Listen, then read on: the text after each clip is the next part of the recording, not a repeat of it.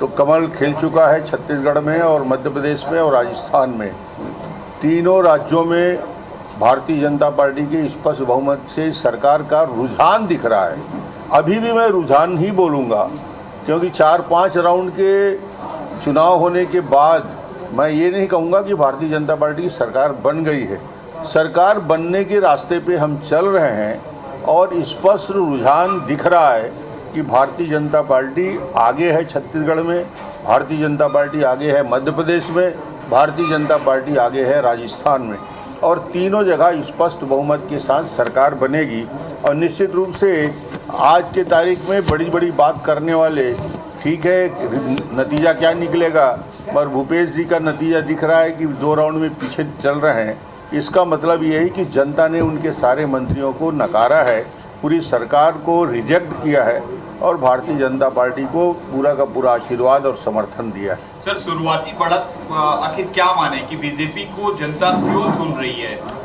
मैंने पहले भी इसका जवाब दिया था कि भारतीय जनता पार्टी मोदी जी के नाम से, मोदी जी के काम से, 9 साढ़े 9 साल की उपलब्धि को लेकर जिस प्रकार केंद्रीय नेतृत्व ने मेहनत किया, प्रधानमंत्री जी ने समय दिया, गृह मंत्री जी ने समय दिया, राष्ट्रीय अध्यक्ष जी ने जो समय हमको दिया, और जनता को मोदी जी की गारंटी, जनता ने उस पर भरोसा किया, भूपेश की बातों पर भरोसा नहीं किया। ये प्रथम चरण के रुझान में स्पष्ट दिख रहा है और ये निश्चित रूप से भारतीय जनता पार्टी के लिए और राष्ट्रीय नेतृत्व का आशीर्वाद मिला और हम जीत की ओर बढ़ेंगे। छत्तीसगढ़ में आपको सबसे ज्यादा भरोसा, आप सबसे मुखर होकर बोले कि हम जीत रहे हैं, भूपेश पे भरोसा लोगों का कम हो गया।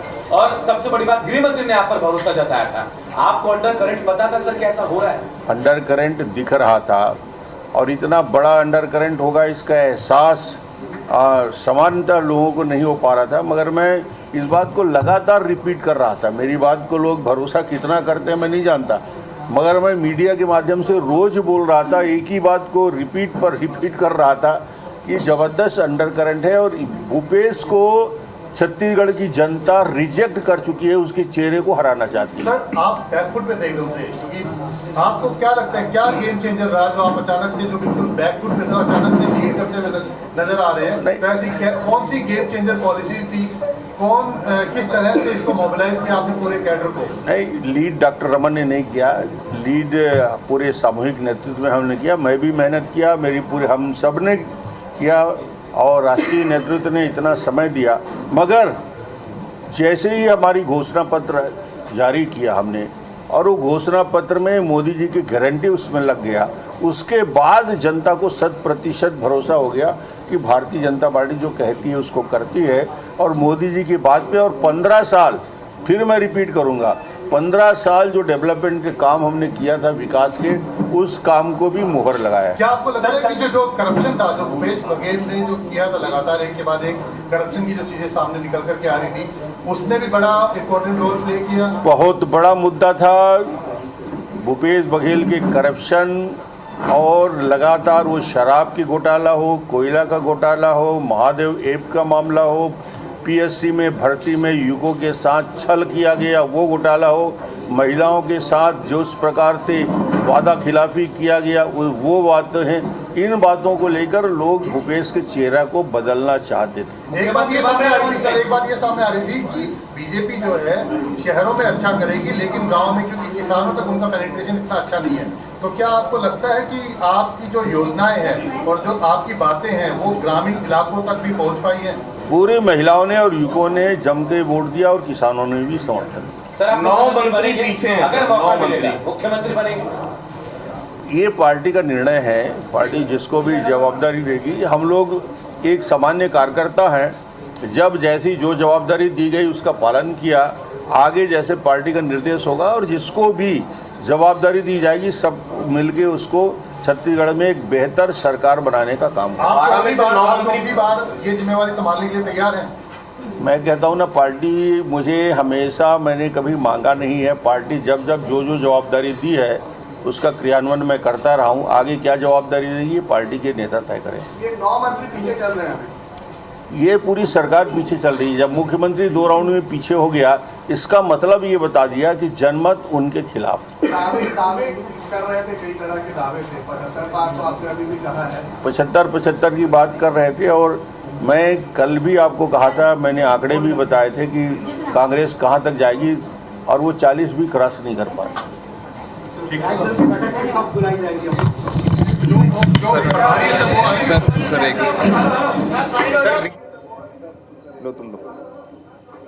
चलिए, तो प्रेस कॉन्फ्रेंस पूरी हो गई है और यहाँ पर साफ उन्होंने कहा है कि शायद भूपेश बघेल के चेहरे पर भरोसा नहीं जताया है जनता ने। चंद्रशेखर जी। नहीं, देखिए, माननीय रमन सिंह जी की बात को मैं सुन रहा था आपके माध्यम से। उन्होंने अभी खुद स्वयं स्वीकारा कि ये रुझान है और रुझान का परिणाम में परिवर्तन होने में थोड़ा समय लगेगा। निश्चित तौर पर हमको पूरा भरोसा है कि ये जो रुझान है इसको परिणाम जैसे ही सामने आएगा, आपके सामने आप देखेंगे कि भूपेश बघेल के चेहरे में स्वर्णिकांडिता का मोहर लगेगा और निश्चित तौर पर कांग्रेस की सरकार बनेगी। खुद माननीय रमन सिंह जी बोल रहे हैं कि मुझे पूरा भरोसा नहीं है, तो निश्चित तौर पे उनका जो भरोसा है वो छिन्न भिन्न होगा और भूपेश पर भी भरोसा कायम रहेगा। कांग्रेस की सरकार बनेगी। मैंने कहा ना, 12 बजते बजते भाजपा के 12 बज जाएंगे और वास्तविक परिणाम आपके सामने आ जाएंगे। अब इलेक्शन कमीशन का ऑफिशियल आंकड़ा भी आ गया है। बीजेपी 46 सीटों पर आगे चल रही है और 40 सीटों पर कांग्रेस और सीपीआई 1 सीट पर आगे चल रही है। यानी कि इलेक्शन कमीशन के भी जो आंकड़े सामने आए हैं उसमें बहुमत की तरफ आगे बढ़ चुकी है। बीजेपी को 46 मिल चुके हैं। रवि जी। नहीं, देखिए आकांक्षा जी, 1 मिनट में आपको करूंगा। देखिए, आपने खुद कहा कि ऑफिशियली जो आंकड़े आए हैं वो इलेक्शन कमीशन के 40 और 40 हैं, तो दोनों लगभग बराबर हैं। और थोड़ा देखिए ना, 12 बजते हम इनसे बहुत आगे निकल जाएंगे। कर रहे चंद्रशेखर जी, आप इधर बने हुए हैं। लड्डू हम ही बांटेंगे, लड्डू हम ही खिलाएंगे, लड्डू हम ही बांटेंगे। लड्डू चले आ रहे हैं। बहुत हमारे साथ बैठे हुए। अभी तक का जो आप आकर देख रहे हैं छत्तीसगढ़ का, आप समाज सेवी हैं, कि अगर ये परिणाम यही रहता है, क्या ये बदलेगा? पहले तो मैं आपका आकलन जानना चाहता हूं, या फिर अगर यही रहता है तो इसके क्या कारण है? संक्षेप में जवाब दीजिएगा। पहले तो आप सभी को नमस्कार। और सबसे बड़ी बात यह है कि जो भी अभी परिणाम आ रहे हैं वो भी केवल 3 साढ़े 3 घंटे का परिणाम है। आगे जो भी होगा बहुत अच्छा होगा। समाज के हिसाब से यदि मैं विचार करूं तो जिस भी पार्टी ने पहले 15 में थी, अभी बहुत आगे बढ़ी, मतलब बहुत मेहनत की है। और दोनों पार्टियों को तो मैं यही कह सकता हूं कि जिसकी भी सरकार बने, जिन्होंने घोषणा पत्र में जो बात की है उसको अक्षरशः पालन करने में पूरी ताकत लगाए, उससे जनता जरा ज्यादा प्रसन्नचित हो। बिल्कुल, ये बात बिल्कुल सही है। कि जो घोषणा, ऐसे हमारे समाज सेवी भाई काले जी का कहना है कि जो आपने घोषणा की है उसे आप पूरा करेंगे। अगर आप जीतते हैं सिलेंडर, पूरा करेंगे उसको? निश्चित रूप से करेंगे। आप करेंगे घनश्याम जी? मोदी जी की गारंटी दी है और मोदी जी की गारंटी 100% पूरा करेंगे। आप पूरा करेंगे? खुद ये स्वीकारते हैं कि इनकी जो घोषणा होती है, जुमले होते हैं, हमने तो करके दिखाया। हमने 18 में जो वादे किए, पूरे 36 के 36 पूरे वादे हमने पूरे किए हैं, आगे भी करेंगे। लेकिन हेगड़े जी, क्या लगता है कि ये जो पार्टियां वादे इरादे करती हैं, जैसे वो चाहते हैं कि ये उसको माने, ये पूरा कर पाते हैं? अगर पूरा करते तो इस तरह की स्थिति होती क्या? आपका कहना बिल्कुल सही है रवि जी, कि आपने जो वादे किए हैं, जैसे कि भूपेश सरकार से जश्न का माहौल है, आतिशबाजी हो रही है, पेंट और ढोल नगाड़े की थाप पर बीजेपी कार्यकर्ता जो है थिरकते नजर आ रहे हैं। और यहाँ देख सकते हैं भव्य आतिशबाजी हो रही है और बीजेपी प्रदेश अध्यक्ष वी.डी. शर्मा, केंद्रीय मंत्री अश्विनी वैष्णव सहित तमाम जो कार्यकर्ता और नेता वो यहाँ पर जो है जश्न मनाते हुए नजर आ रहे हैं। बीजेपी कार्यालय का ये नज़ारा आप देख सकते हैं और तमाम नेता एक दूसरे को जो है बधाई देते हुए नजर आ रहे हैं। फिलहाल अभी शुरुआती रुझान है और रुझान में जिस तरह की बढ़त बीजेपी को मिली है, उस बढ़त के बाद बीजेपी कार्यालय का ये नज़ारा आप देख सकते हैं। किस तरह बीजेपी के कार्यकर्ता, बीजेपी के नेता जश्न मना रहे हैं, आतिशबाजी हो रही है और भव्य आतिशबाजी ये बीजेपी दफ्तर में। रुझानों के बाद रुझान जब परिणाम में तब्दील होंगे तब क्या नज़ारा होगा, लेकिन उसके ये पहले का नज़ारा आप देख सकते हैं। बीजेपी दफ्तर के बाहर का आतिशबाजी के बाद यहाँ पर जो है ढोल नगाड़ों की थाप पर जो है बीजेपी के कार्यकर्ता यहाँ पर थिरकते नजर आ रहे हैं। ये देखिए इस तरह बीजेपी के कार्यकर्ता, बीजेपी के तमाम वरिष्ठ नेता और वी.डी. शर्मा को आप देख सकते हैं विक्ट्री साइन दिखाते हुए ये जश्न, रुझान के दौरान ये जश्न अब ये देख सकते हैं कि किस तरह उत्साहित है। शुरुआती रुझानों में जो भाजपा को बढ़त मिल रही है, उस बढ़त के बाद जो है ये बीजेपी के कार्यकर्ता अपने संगठन के मुखिया बीजेपी के प्रदेश अध्यक्ष वी.डी. शर्मा के साथ जश्न मनाते हुए नजर आ रहे हैं। और आप देख सकते हैं बीजेपी के तमाम नेता क्या कहेंगे। देखेंगे अभी जो रुझान आए हैं?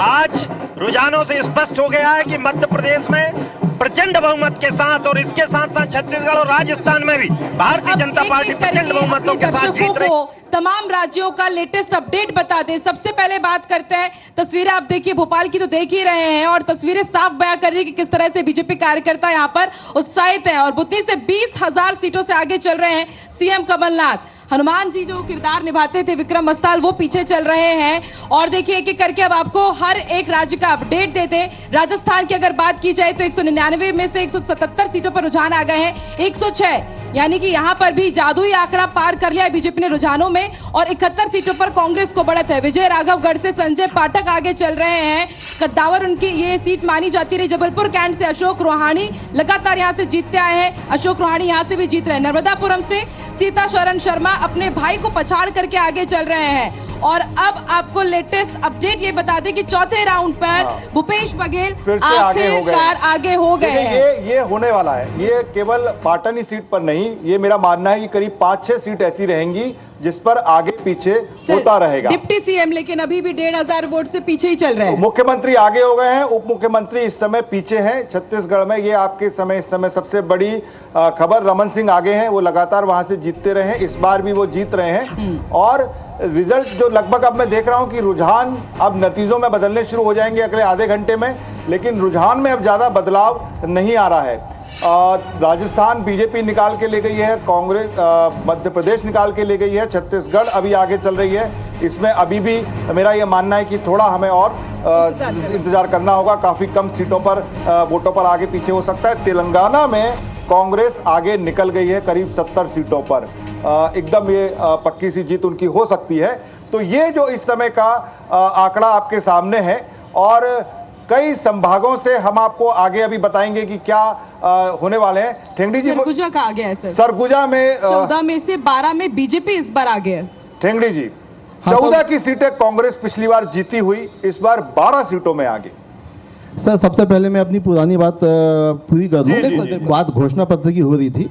जब कांग्रेस ने अपना घोषणा पत्र जारी किया था उस समय भूपेश बघेल जी से पत्रकार साथियों ने सवाल पूछा था कि ये तमाम घोषणाओं को, गारंटियों को पूरा करने के लिए आपके पास पैसे कहाँ से आएंगे। तो उन्होंने कहा था कि पैसे का इंतज़ाम हम कर लेंगे, हम कर वगैरह की अतिरिक्त व्यवस्था करेंगे। पहले जो गारंटियां, जो वादे पूरे किए गए उसमें छत्तीसगढ़ पे लगभग 55,000 करोड़ रुपए का ऋण आया है। ये कोई नए तथ्य नहीं दे रहा हूँ मैं। तो दूसरी बात यह है कि जब भारतीय जनता पार्टी का उससे पहले घोषणा पत्र जो आ गया था, उनसे पूछा गया था कि पैसे की व्यवस्था कहाँ से होगी, तो उन्होंने ये कहा था कि डबल इंजन की सरकार है, केंद्र सरकार और राज्य सरकार मिलकर पैसे की व्यवस्था।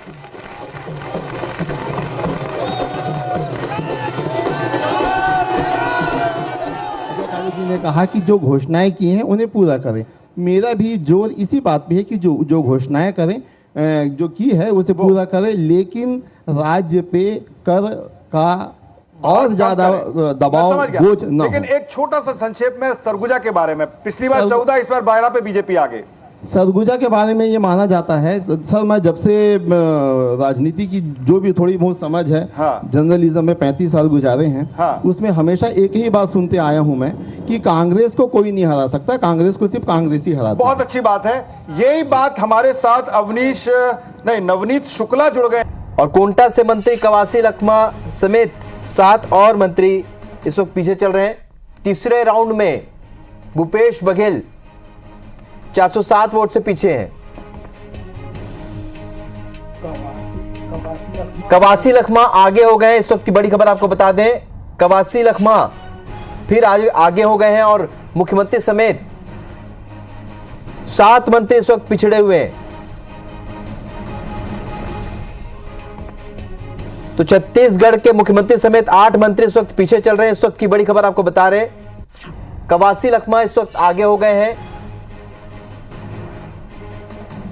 और मुख्यमंत्री भूपेश बघेल इस वक्त पीछे चल रहे हैं पाटन विधानसभा सीट से। तो ग्राफिक्स के जरिए हम आपको बता रहे हैं इस वक्त टीएस सिंहदेव अंबिकापुर सीट से पीछे चल रहे हैं।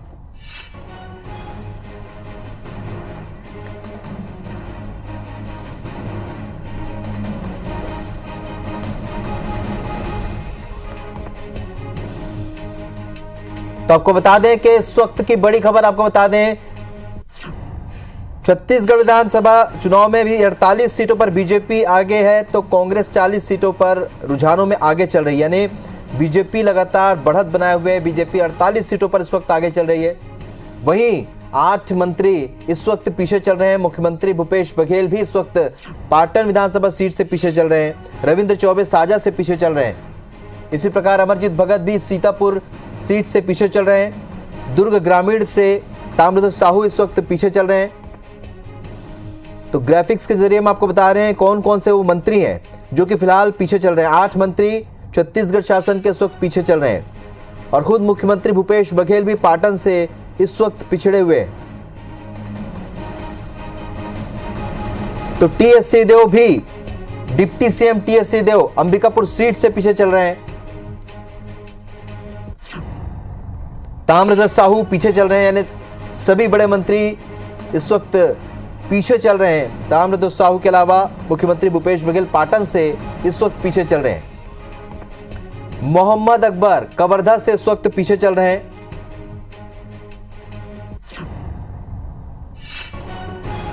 तो ये वो सीटें हम बता रहे हैं जिसमें कांग्रेस के सब मंत्री इस वक्त पीछे चल रहे हैं बीजेपी प्रत्याशियों से। और कुल 48 सीटों पर इस वक्त छत्तीसगढ़ में बीजेपी से आगे चल रहे हैं और 40 प्रत्याशी कांग्रेस के रुझानों में इस वक्त आगे हैं।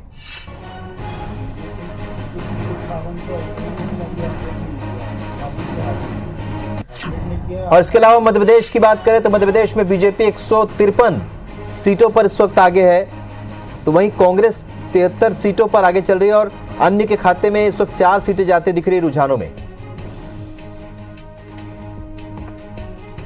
आप सभी का स्वागत है आईबीसी 24 पर। लगातार आप इलेक्शन पर मेगा कवरेज देख रहे हैं। महा बुलेटिन इस वक्त स्वामी विवेकानंद सरोवर से लाइव है और देखिए अभी तक की अगर बात की जाए तो 11 बज चुके हैं और जो लेटेस्ट अपडेट है कि 48 सीटों पर बीजेपी इस वक्त आगे चल रही है छत्तीसगढ़ में। और वहीं अगर बात की जाए मध्य प्रदेश की 230 में से 153 सीटों पर आगे चल रही है बीजेपी। और देखिए अपडेट हो गया 51 सीटों पर बीजेपी आगे हो गई है। लगातार हमारे साथ खास मेहमान भी जुड़े हुए हैं लेकिन उससे पहले मैं editor in chief Ravi ji से एक कॉमेंट ले लूं। रवि जी 51 सीट पर बीजेपी आगे। आकांक्षा 3 घंटे हुए हैं, 11 बजे हैं काउंटिंग शुरू होते हुए। 3 घंटे में छत्तीसगढ़ से सबसे बड़ी खबर है कि पूरी यहां पर फिजा बदलती नजर आ रही है। जो लगातार रुझानों में पहले कांग्रेस आगे थी लेकिन नेक टू नेक था, अब बीजेपी अच्छे नंबरों से आगे जा चुकी है। सारे उनके मंत्री हार रहे हैं, मुख्यमंत्री पीछे चल रहे हैं, उप मुख्यमंत्री पीछे हैं। तो एक बड़ा बदलाव छत्तीसगढ़ दिखा रहा है। और दूसरी तरफ मध्य प्रदेश में 18 साल की सरकार के बावजूद भी कांग्रेस का लैंड स्लाइड होते हुए नजर आ रहा है।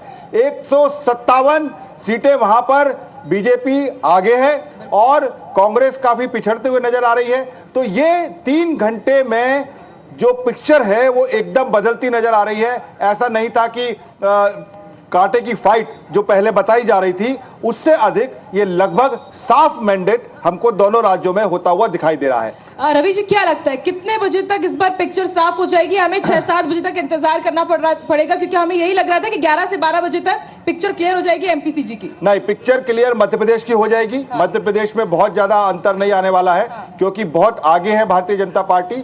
छत्तीसगढ़ में इस समय आगे है लेकिन ऐसा लगता है कि कई सीटों पर 20 से 25 सीटों पर अंतिम समय तक काफी कम वोटों से हार जीत का अंतर होगा। तो वो अब हमारे साथ मेहमान भी हैं, इनसे भी आप बात करते हैं, समझते हैं। तो मेहमान भी हमारे साथ जुड़े हुए हैं, भोपाल से भी हमारे साथ गेस्ट जुड़े हैं, भोपाल से भी हमारे साथ गेस्ट जुड़े हुए हैं, रिपोर्टर्स भी जुड़े हुए हैं। नवीन सिंह जुड़ चुके हैं और नासिर गौरी भी ग्वालियर से जुड़ चुके हैं। खास मेहमानों से भी आपका हम तारुफ जरूर कराएंगे लेकिन सबसे पहले फटाफट हम अपडेट ले लेते हैं। नवीन सिंह से अपडेट लेते हैं। नवीन, क्या अपडेट आपके पास? भोपाल का आप कवरेज कर रहे हैं लेकिन भोपाल में इस बार कांग्रेस चौंका रही है। बाकी सब जगह तो बीजेपी लीड ले रही है लेकिन जो परंपरागत सीट है बीजेपी की वहां कांग्रेस लीड ले चुकी है।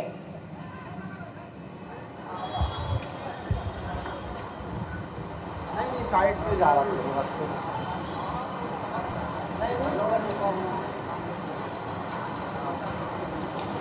नवीन, मेरी आवाज आ रही है? चलिए नवीन के पास अपन जाएंगे बाद में। मेरे साथ सृजन सुंदरानी यहाँ पे मेरे बगल में बैठे हुए हैं और सुबह जब हमारी बीजेपी वालों से बात हो रही थी तो उनका कहना था कि हाँ अभी आप देखिए, लेकिन यहाँ आए ये खालियात आए भाई, रुझानों के हिसाब से तो कुछ मिठाई विठाई का डब्बा लेके आना चाहिए था आपको। नहीं, हम अभी मंगवा लेते हैं, हम मंगाने की स्थिति में भी आ गए हैं। हाँ, तो क्या शुक्ला जी, चंद्रशेखर जी, वो आपके प्रवक्ता सुबह सुबह सबको हमको ये माइक इनका शुक्ला जी का जरा देखिए, चेक करिए यहाँ पर। शुक्ला जी बताइए, वो हमको पार्टी का इनविटेशन दे के गए हैं कि वो आज सबको खाने पे ले जाएंगे, लेकिन लगता है कैंसिल होने वाला है वो। नहीं रवि जी, बिल्कुल ऐसा नहीं होगा। देखिए अभी महज 2 या 3 राउंड की गिनती हुई, 16 राउंड की गिनती होनी बाकी, 13 राउंड की गिनती होनी बाकी है। और निश्चित तौर पर जैसे जैसे रुझान स्पष्ट होते जाएंगे आप देखिएगा कांग्रेस की पुनः बहुमत के साथ कार बनेगी, क्योंकि हमें अपने कामों पर भरोसा है। शुरुआत में देखिए इतना अंतर, 37 पे आप हैं, 51 पर बीजेपी है, आपके सारे मंत्री पीछे चल रहे हैं, 5 राउंड हो चुके हैं, मुख्यमंत्री पीछे हैं, उप मुख्यमंत्री पीछे हैं, ये तो बड़ी स्थिति थोड़ी ठीक नहीं लग रही है। नहीं, ये चुनाव में ऐसे अक्सर होते हैं। मुझे 2013 चंद्रशेखर जी आकांक्षा जी 23,000 वोट से आगे चल रहे हैं, 23,000 बहुत बड़ी लीड है। अब तो वो सीट निकल गई। नहीं, वो ठीक है, रायगढ़ की बात अलग है कि 23,000 वोट बड़ी मायने रखते हैं, लेकिन इसके अलावा मैं आपको बता रहा हूं 2013 में भी ऐसे ही कुछ प्रसंग हुआ था। कांग्रेस आगे थी और दोपहर के आते आते बीजेपी की सरकार बन गई। तो निश्चित तौर पर देखिएगा 12 बजते बजते भाजपा के 12 बज जाएंगे और हम लोगों के अच्छे दिन आने चालू हो जाएंगे। 1 घंटे में आपके 12 बज जाएंगे, ऐसा कहना है उनका। देखिए, ये कांग्रेस के लोग अभी भी सपने में जी रहे हैं। 75 पार की बात करते थे, घमंड की बात करते थे, जमीन इनकी खिसक चुकी थी। मैं रात को भी 2 घंटा आईबीसी के साथ बैठा था, आकांक्षा जी थी, मैंने कहा था कम से कम 52 सीट आएगी, ज़्यादा से ज़्यादा 55 सीट आएगी। 52-55 की बात मैंने की थी और निश्चित रूप से हम 51 पे पहुँचे। आप देखिएगा 12 बजे के बाद ये हमारा आंकड़ा 52 और 55 के बीच में पहुंचेगा। पूरा मंत्रिमंडल हार रहा है, मुख्यमंत्री समेत पूरा मंत्रिमंडल हार जाए, ये भारत के इतिहास में पहली बार देखने को मिल रहा है। निश्चित रूप से मुख्यमंत्री मध्य प्रदेश हम चलेंगे आकांक्षा, ठीक है सुंदर जी। रविंद्र ठेंगड़ी जी हमारे साथ वरिष्ठ पत्रकार यहाँ पर है। क्या रविंद्र जी, क्या आप तो लगातार रहे हैं यहाँ पे, इतने वरिष्ठ पत्रकार हैं, क्या ये हो रहा है चमत्कार होगा कि अभी भी कुछ रहना बाकी है? अभी बहुत कुछ बाकी है, क्योंकि मात्र 3-4 राउंड हुए हैं, 15-16 राउंड होते हैं। नेक टू नेक होने की स्थिति शुरू से बताई जा रही है, क्योंकि मतदान का प्रतिशत जो होना चाहिए उससे काफ़ी कम है। तो एक बात होता है कि माइक थोड़ा पास कर लीजिए। हाँ, आने वाले समय में कुछ सीटों में उलटफेर हो रहा है, लेकिन जो भारतीय जनता पार्टी में सीटों का अंतर जो बढ़ रहा है वो कांग्रेस के लिए एक चिंता का विषय तो निश्चित रूप से हो सकता है, क्योंकि वो अंतर लगातार बना हुआ है, वो कम नहीं हुआ है। कम भी होता है तो 1-2 अंकों का कम होता है। तो मुझे ऐसा लगता है कि अभी जो स्थितियां हैं वो 1 घंटे के अंदर अंदर आंकड़ों में कुछ उलटफेर तो होंगे। बस 1 घंटे का और इंतजार है और उसके बाद तस्वीर साफ हो जाएगी। बिल्कुल, मध्य प्रदेश से हमारे कुछ सहयोगी भी इस वक्त लाइव जुड़े हुए हैं। नासिर गौरी ग्वालियर से जुड़े हुए हैं, अविनेश बुंदेला जी भी जुड़ चुके हैं, कांग्रेस के प्रवक्ता, और गुलरेज शेख जी भी जुड़ चुके हैं, बीजेपी प्रवक्ता है। मैं गेस्ट की तरफ रुक करूं उससे पहले मैं फटाफट अपडेट ले लेती हूँ नासिर से। नासिर, क्या कह रही है मुरैना, ग्वालियर, चंबल की जनता, क्या कह रहे हैं वहां पर रुझान?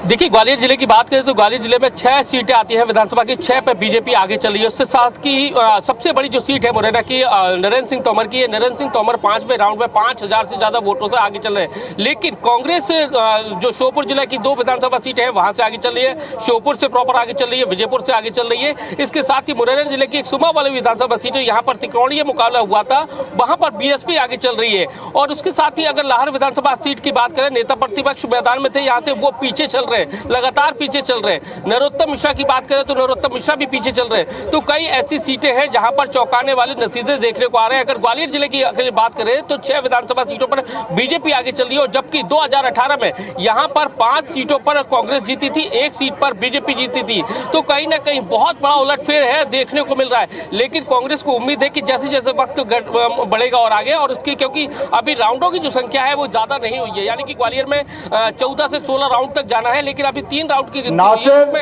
Nasir, I will hold on you to your words. मैं तुमसे जब पहले बात किया था तुमने कहा था यहाँ पर कि कांग्रेस अच्छा करेगी, बीजेपी अच्छा नहीं करेगी, तुम्हारा ये आकलन था।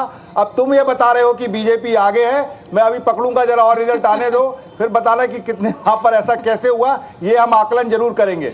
ठीक है, ठीक है। ग्वालियर का भी फिर से रुख करेंगे, नासिर का। और देखिए रवि जी भी कह रहे हैं कि नासिर जी जवाब तो आपको भी देना ही पड़ेगा। जवाब तो अवनीश जी से भी हम लेंगे, लेकिन अभी इस वक्त हम नवीन सिंह का रुख कर लेते हैं, भोपाल से जुड़े हुए हैं। नवीन, क्या अपडेट है आपके पास? भोपाल में 5 सीट पर देखिए आगे चल रही है बीजेपी इस वक्त।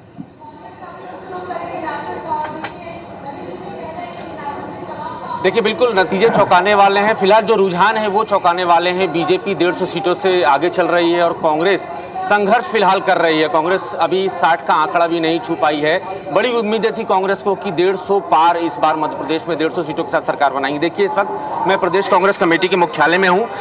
सभी IBC 24 को इस वक्त वॉच कर रहे हैं। लगातार सुबह से ही ये देख रहे हैं किस तरीके से रुझान आ रहे हैं। हालांकि मेरे साथ कुछ कांग्रेस नेता भी जुड़े हैं, उनसे बातचीत करते हैं कि क्या वो उम्मीद कर रहे थे और आखिरकार क्या हुआ। 150 सीटों की उम्मीद आप कर रहे थे, अभी तो हालात 60 के पार हैं।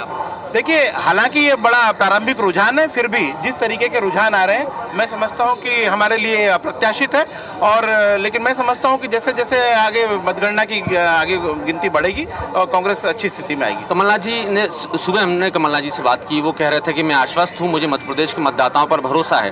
तो आखिर ऐसे नतीजे कैसे? देखिए मुझे लगता है कि अभी प्रारंभिक रुझानों में हम ये मान लें कि कांग्रेस हार गई है, ऐसा नहीं है। निश्चित रूप से जैसे मतगणना के राउंड आगे बढ़ेंगे कांग्रेस की स्थिति सुधरेगी और हम अभी भी आश्वस्त हैं कि कांग्रेस सरकार बनेगी। आप उम्मीद कर रहे हैं पूरी तरह से उम्मीद है कांग्रेस को कि अभी भी कुछ जरूर नंबर चेंज हो सकते हैं। ठीक है नवीन, हम आगे भी आपसे अपडेट लेते रहेंगे। फिलहाल रुक कर लेते हैं हमारे साथ जो खास मेहमान मध्य प्रदेश से जुड़े हुए हैं। अवनीश जी, आप तो कह रहे थे कि इस बार कांग्रेस 150 पार जाने वाली है, लेकिन फिलहाल रुझानों में तो 154 जा रही है बीजेपी, क्या कहेंगे?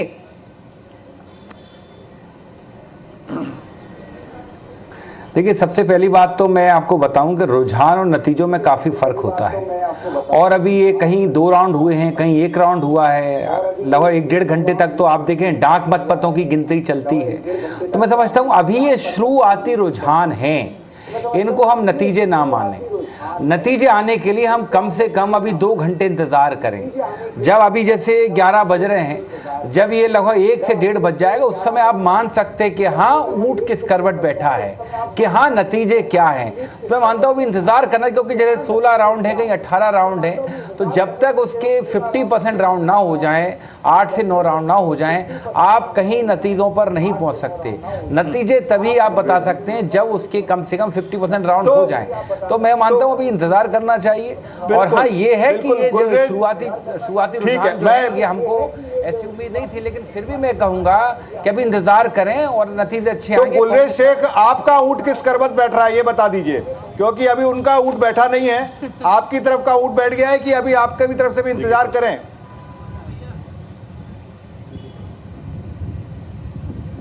देखिए हम बहुत आगे हैं और अगर आप जीत रहे हो तो आपको विनम्र हो जाना चाहिए। मैं विनम्रता के साथ मध्य प्रदेश की आवाम को सबसे पहले तो धन्यवाद कहूँगा और बधाई की पात्र मध्य प्रदेश की आवाम है। और एमपी के मन में मोदी है और मोदी के मन में एमपी है, ये इस बात से आज साबित होता है। जहाँ तक ट्रेंड्स की बात है, देखिए एक बार ट्रेंड सेट हो जाता है, हमने भी कई चुनाव देखे हैं कि एक बार वो क्रिस्टलाइज होना शुरू होता है ना, तो फिर वो चेंज नहीं होता। क्योंकि कई जगहों पर तो 8,000, 10,000, 12,000 की लीड शुरू हो गई है, तो फिर वो लीड कम नहीं होती, वो बढ़ती जाती है। जैसे अंग्रेजी में एक शब्द होता है स्नोबॉल इफेक्ट।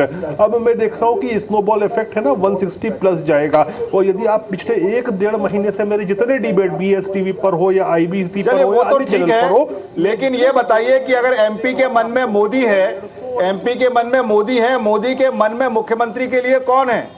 अब तो आप आगे हैं, अब तो बताइए।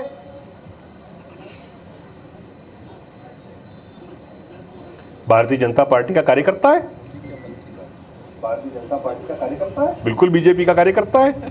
मुख्यमंत्री तो जवाब देखिए अभी भी। और आप मतलब शिवराज नहीं है, आप ये कह रहे हैं? पहले से कह देता हूँ, नहीं मैं बोल देखिए, मैं शिवराज सिंह जी के विषय में एक बात कहता हूँ कि इस जीत में उनका बहुत बड़ा योगदान है। और शिवराज जी कल भी भारतीय जनता पार्टी के लाडले और चहेते थे, आज भी लाडले और चहेते हैं और कल भी लाडले और चहेते रहेंगे। लेकिन सीएम नहीं रहेंगे रवि जी, हाँ। ये समझा जाए गुलरेज जी। हाँ, कोई ये नहीं कह रहा कि मुख्यमंत्री वही बनेंगे। और कमल खिलेगा तो कमल खिल चुका है छत्तीसगढ़ में और मध्य प्रदेश में और राजस्थान में। तीनों राज्यों में भारतीय जनता पार्टी के स्पष्ट बहुमत से सरकार का रुझान दिख रहा है। अभी भी मैं रुझान ही बोलूँगा, क्योंकि 4-5 राउंड के चुनाव होने के बाद मैं ये नहीं कहूँगा कि भारतीय जनता पार्टी की सरकार बन गई है। सरकार बनने के रास्ते पे हम चल रहे हैं और स्पष्ट रुझान दिख रहा है कि भारतीय जनता पार्टी आगे है छत्तीसगढ़ में, भारतीय जनता पार्टी आगे है मध्य प्रदेश में, भारतीय जनता पार्टी आगे है राजस्थान में, और तीनों जगह स्पष्ट बहुमत के साथ सरकार बनेगी। और निश्चित रूप से आज के तारीख में बड़ी बड़ी बात करने वाले, ठीक है नतीजा क्या निकलेगा, पर भूपेश जी का नतीजा दिख रहा है कि 2 राउंड में पीछे चल रहे हैं। इसका मतलब ये है कि जनता ने उनके सारे मंत्रियों को नकारा है, पूरी सरकार को रिजेक्ट किया है और भारतीय जनता पार्टी को पूरा का पूरा आशीर्वाद और समर्थन दिया है। सर, शुरुआती बढ़त आखिर क्या माने कि बीजेपी को जनता क्यों चुन रही है? मैंने पहले भी इसका जवाब दिया था कि भारतीय जनता पार्टी मोदी जी के नाम से, मोदी जी के काम से, 9 साढ़े 9 साल की उपलब्धि को लेकर जिस प्रकार केंद्रीय नेतृत्व ने मेहनत किया, प्रधानमंत्री जी ने समय दिया, गृह मंत्री जी ने समय दिया, राष्ट्रीय अध्यक्ष जी ने जो समय हमको दिया, और जनता को मोदी जी की गारंटी, जनता ने उस पर भरोसा किया, भूपेश की बातों पर भरोसा नहीं किया। ये प्रथम चरण के रुझान में स्पष्ट दिख रहा है और ये निश्चित रूप से भारतीय जनता पार्टी के लिए और राष्ट्रीय नेतृत्व का आशीर्वाद मिला और हम जीत की ओर बढ़ेंगे। छत्तीसगढ़ में आपको सबसे ज्यादा भरोसा, आप सबसे मुखर होकर बोले कि हम जीत रहे हैं, भूपेश पे भरोसा लोगों का कम हो गया। और सबसे बड़ी बात, गृह मंत्री ने आप पर भरोसा जताया था। आपको अंडर करंट पता था सर कैसा हो रहा है? अंडर करंट दिख रहा था और इतना बड़ा अंडर करंट होगा इसका एहसास सामान्यतः लोगों को नहीं हो पा रहा था, मगर मैं इस बात को लगातार रिपीट कर रहा था। मेरी बात को लोग भरोसा कितना करते हैं मैं नहीं जानता, मगर मैं मीडिया के माध्यम से रोज़ बोल रहा था, एक ही बात को रिपीट कर रहा था कि ज़बरदस्त अंडर करंट है और भूपेश को छत्तीसगढ़ की जनता रिजेक्ट कर चुकी है, उसके चेहरे को हराना चाहती है। सर, आप बैकफुट पे थे एकदम से, क्योंकि आपको क्या लगता है क्या गेम चेंजर रहा जो आप अचानक से, जो बिल्कुल बैकफुट पे था, अचानक से लीड करते हुए नजर आ रहे हैं? तो ऐसी कौन सी गेम चेंजर पॉलिसीज थी, कौन किस तरह से इसको मोबिलाइज किया आपने पूरे कैडर को? नहीं, लीड डॉक्टर रमन ने नहीं किया, लीड पूरे सामूहिक नेतृत्व में हमने किया। मैं भी मेहनत किया, मेरी पूरे हम सब ने किया और राष्ट्रीय नेतृत्व ने इतना समय दिया। मगर जैसे ही हमारी घोषणा पत्र जारी किया हमने और वो घोषणा पत्र में मोदी जी की गारंटी उसमें लग गया, उसके बाद जनता को 100% भरोसा हो गया कि भारतीय जनता पार्टी जो कहती है उसको करती है और मोदी जी की बात पे। और 15 साल, फिर मैं रिपीट करूंगा, 15 साल जो डेवलपमेंट के काम हमने किया था विकास के, उस काम को भी मुहर लगाया। क्या आपको लगता है कि जो करप्शन था, जो भूपेश बघेल ने जो किया था, लगातार एक के बाद एक करप्शन की जो चीजें सामने निकल करके आ रही थी, उसने भी बड़ा इम्पोर्टेंट रोल प्ले किया? बहुत बड़ा मुद्दा था भूपेश बघेल के करप्शन, और लगातार वो शराब की घोटाला हो, कोयला का घोटाला हो, महादेव ऐप का मामला हो, पीएससी में भर्ती में युगों के साथ छल किया गया वो घोटाला हो, महिलाओं के साथ जो उस प्रकार से वादा खिलाफी किया गया वो बातें हैं। इन बातों को लेकर लोग भूपेश के चेहरा को बदलना चाहते थे। एक बात ये सामने आ रही थी सर, एक बात ये सामने आ रही थी कि बीजेपी जो है शहरों में अच्छा करेगी, लेकिन गाँव में क्योंकि किसानों तक उनका पेनिट्रेशन इतना अच्छा नहीं है, तो क्या आपको लगता है कि आपकी जो योजनाएं हैं और जो आपकी बातें हैं वो ग्रामीण इलाकों तक भी पहुंच पाई हैं? पूरी महिलाओं ने और युवकों ने जम के वोट दिया और किसानों ने भी समर्थन दिया। 9 मंत्री पीछे हैं, अगर 9 मंत्री मुख्यमंत्री बनेंगे? ये पार्टी का निर्णय है, पार्टी जिसको भी जवाबदारी देगी। हम लोग एक सामान्य कार्यकर्ता हैं, जब जैसी जो जवाबदारी दी गई उसका पालन किया, आगे जैसे पार्टी का निर्देश होगा और जिसको भी जवाबदारी दी जाएगी सब मिलके उसको छत्तीसगढ़ में एक बेहतर सरकार बनाने का काम होगा। बार ये जिम्मेवारी संभालने के लिए तैयार हैं? मैं कहता हूँ ना, पार्टी मुझे हमेशा, मैंने कभी मांगा नहीं है, पार्टी जब जब जो जवाबदारी दी है उसका क्रियान्वयन मैं करता रहा हूँ। आगे क्या जवाबदारी देगी पार्टी के नेता तय करें। ये 9 मंत्री पीछे चल रहे हैं, ये पूरी सरकार पीछे चल रही है। जब मुख्यमंत्री 2 राउंड में पीछे हो गया, इसका मतलब ये बता दिया कि जनमत उनके खिलाफ। दावे कर रहे थे, कई तरह के दावे थे, 75 पार तो आपने अभी भी कहा है। 75 की बात कर रहे थे, और मैं कल भी आपको कहा था, मैंने आंकड़े भी बताए थे कि कांग्रेस कहाँ तक जाएगी, और वो 40 भी क्रॉस नहीं कर पाए।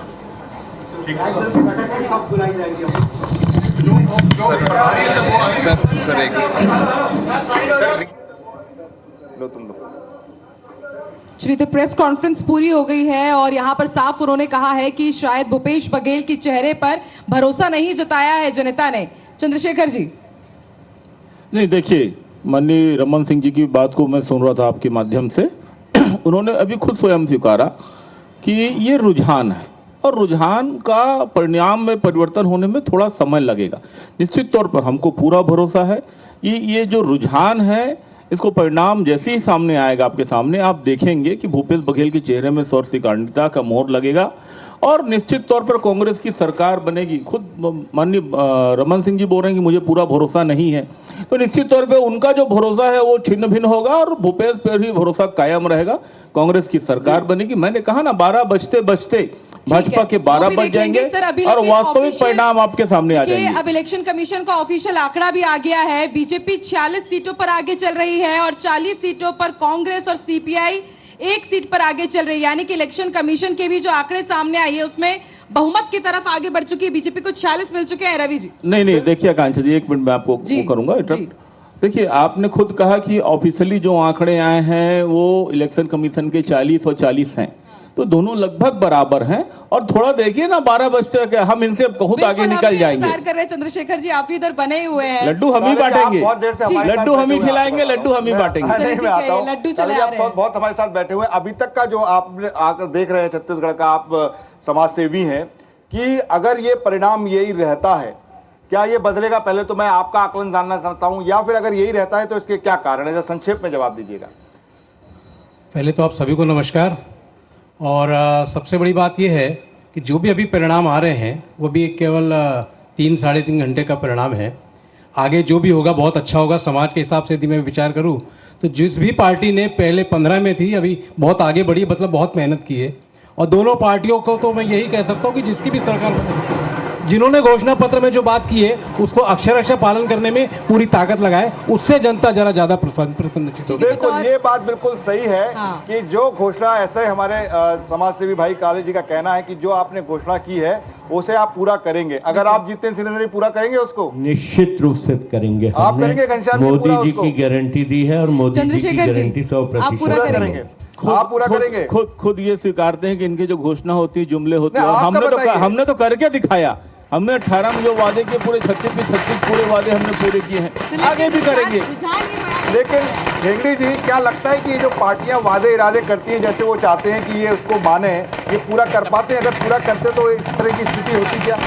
आपका कहना बिल्कुल सही है रवि जी, कि आपने जो वादे किए हैं, जैसे कि भूपेश सरकार से जश्न का माहौल है, आतिशबाजी हो रही है, पेंट और ढोल नगाड़े की थाप पर बीजेपी कार्यकर्ता जो है थिरकते नजर आ रहे हैं। और यहाँ देख सकते हैं भव्य आतिशबाजी हो रही है, और बीजेपी प्रदेश अध्यक्ष वी शर्मा, केंद्रीय मंत्री अश्विनी वैष्णव सहित तमाम जो कार्यकर्ता और नेता वो यहाँ पर जो है जश्न मनाते हुए नजर आ रहे हैं। बीजेपी कार्यालय का ये नज़ारा आप देख सकते हैं, और तमाम नेता एक दूसरे को जो है बधाई देते हुए नजर आ रहे हैं। फिलहाल अभी शुरुआती रुझान है, और रुझान में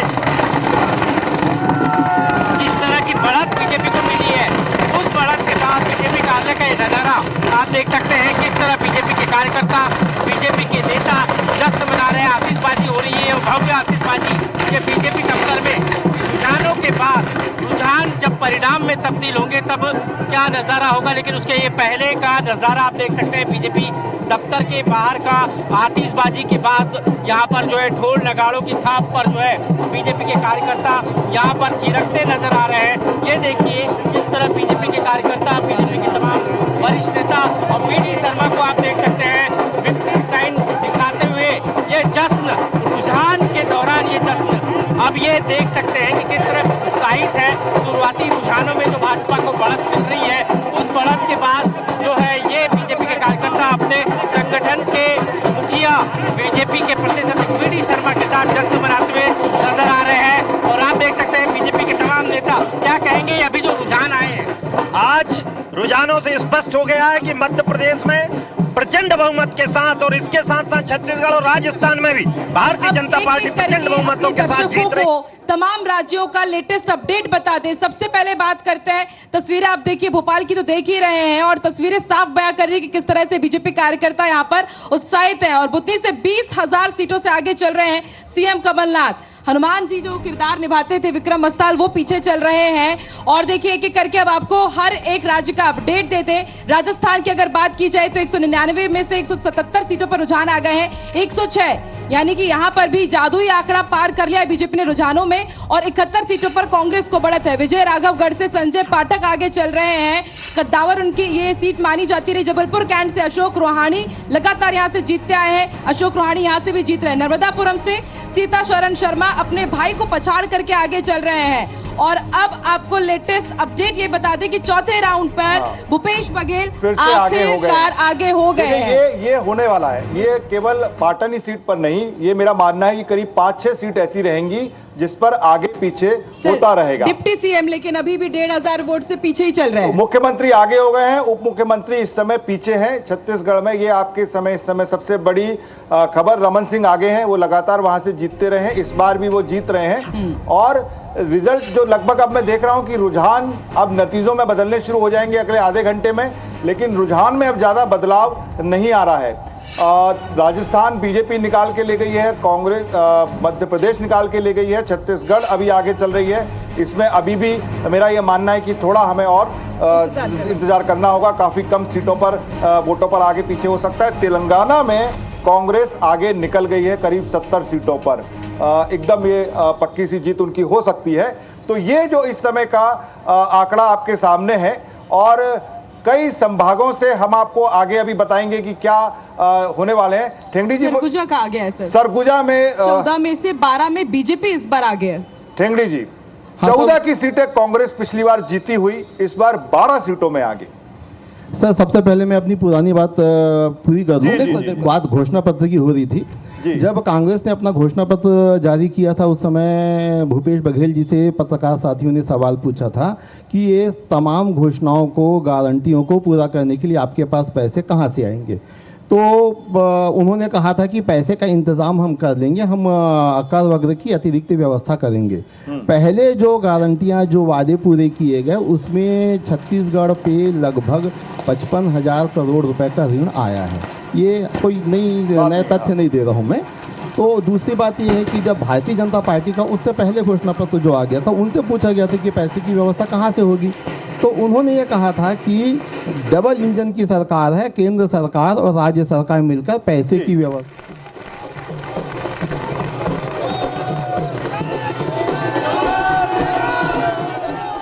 जी ने कहा कि जो घोषणाएं की हैं उन्हें पूरा करें।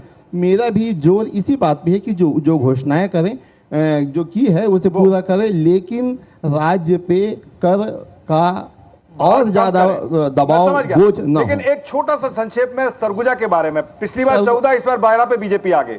सरगुजा के बारे में ये माना जाता है सर, मैं जब से राजनीति की जो भी थोड़ी बहुत समझ है, जर्नलिज्म में 35 साल गुजारे हैं, उसमें हमेशा एक ही बात सुनते आया हूं मैं कि कांग्रेस को कोई नहीं हरा सकता, कांग्रेस को सिर्फ कांग्रेस ही हराता। बहुत अच्छी बात है।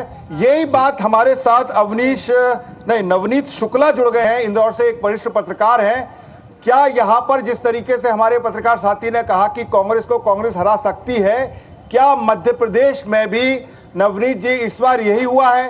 कांग्रेस से केवल एक ही नेता थे, बाद के दिनों में ये खबर आई कि बड़े नेताओं में अनबन चल रही है, कुछ आपस में बातचीत नहीं चल रही है। तो क्या नवनीत शुक्ल जी ये बताएं कि वहां पर भी क्या कांग्रेस के हारने के पीछे कांग्रेस ही कारण है या बीजेपी ने बहुत अच्छा काम किया?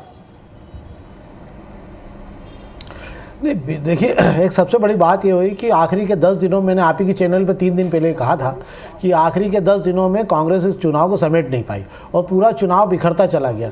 जितने बड़े नेता हैं वो ओवर कॉन्फिडेंस में आ गए और उनके अति विश्वास के कारण ये हुआ कि उन्होंने तमाम उम्मीदवारों को उनके भरोसे पे छोड़ दिया, और उसी का कारण ये हुआ कि आखिरी समय तक वो अपने पर लड़ते रहे, और दूसरी तरफ भाजपा आखिरी गेंद पर भी छक्का लगाने के लिए बिल्कुल जुटी रही। मतलब उनके तमाम नेता, चाहे मोदी जी हों, चाहे नड्डा जी हों, चाहे मुख्यमंत्री खुद मतलब शिवराज सिंह चौहान भी लगातार आखिरी दिन भी 6 सभाएं ली उन्होंने, 1 मिनट भी उन्होंने कहीं खाली नहीं छोड़ा कि कहीं पर भी, जबकि उनको मालूम था कि हारी हुई बाजी को लेकर वापसी कर रहे हैं वो। तो इससे पता लगता है कि जहां कांग्रेस की जमीन नहीं है, ना तो संगठन नाम की कोई चीज़ है कांग्रेस के पास में, कांग्रेस केवल एक भीड़ हो गई है कि जिसका भीड़ का विश्वास नहीं होता ना, कांग्रेस का कोई संगठन तो है नहीं कि भीड़ का कोई चरित्र नहीं होता, कभी भीड़ इधर चली गई, कभी भीड़ उधर चली गई। तो कांग्रेस इसी भीड़ के भरोसे पे चुनाव लड़ रही थी, और उसी के कारण कांग्रेस को भारी नुकसान उठाना पड़ा कि अपना मूल आधार भी जो कांग्रेस का था, जिन नेताओं को उतारा, वो सब निपट गए। बिल्कुल बिल्कुल सही बात है। मैं शिवराज जी के साथ गया भी था उनके कैंपेन पे। उस दिन उन्होंने 12 सभाएं की थी, 3 सभाएं मैंने उनके साथ में गया था। तो ये मेहनत उन्होंने की और लगता है ये मेहनत ही आज इन रिजल्ट्स में दिख रही है।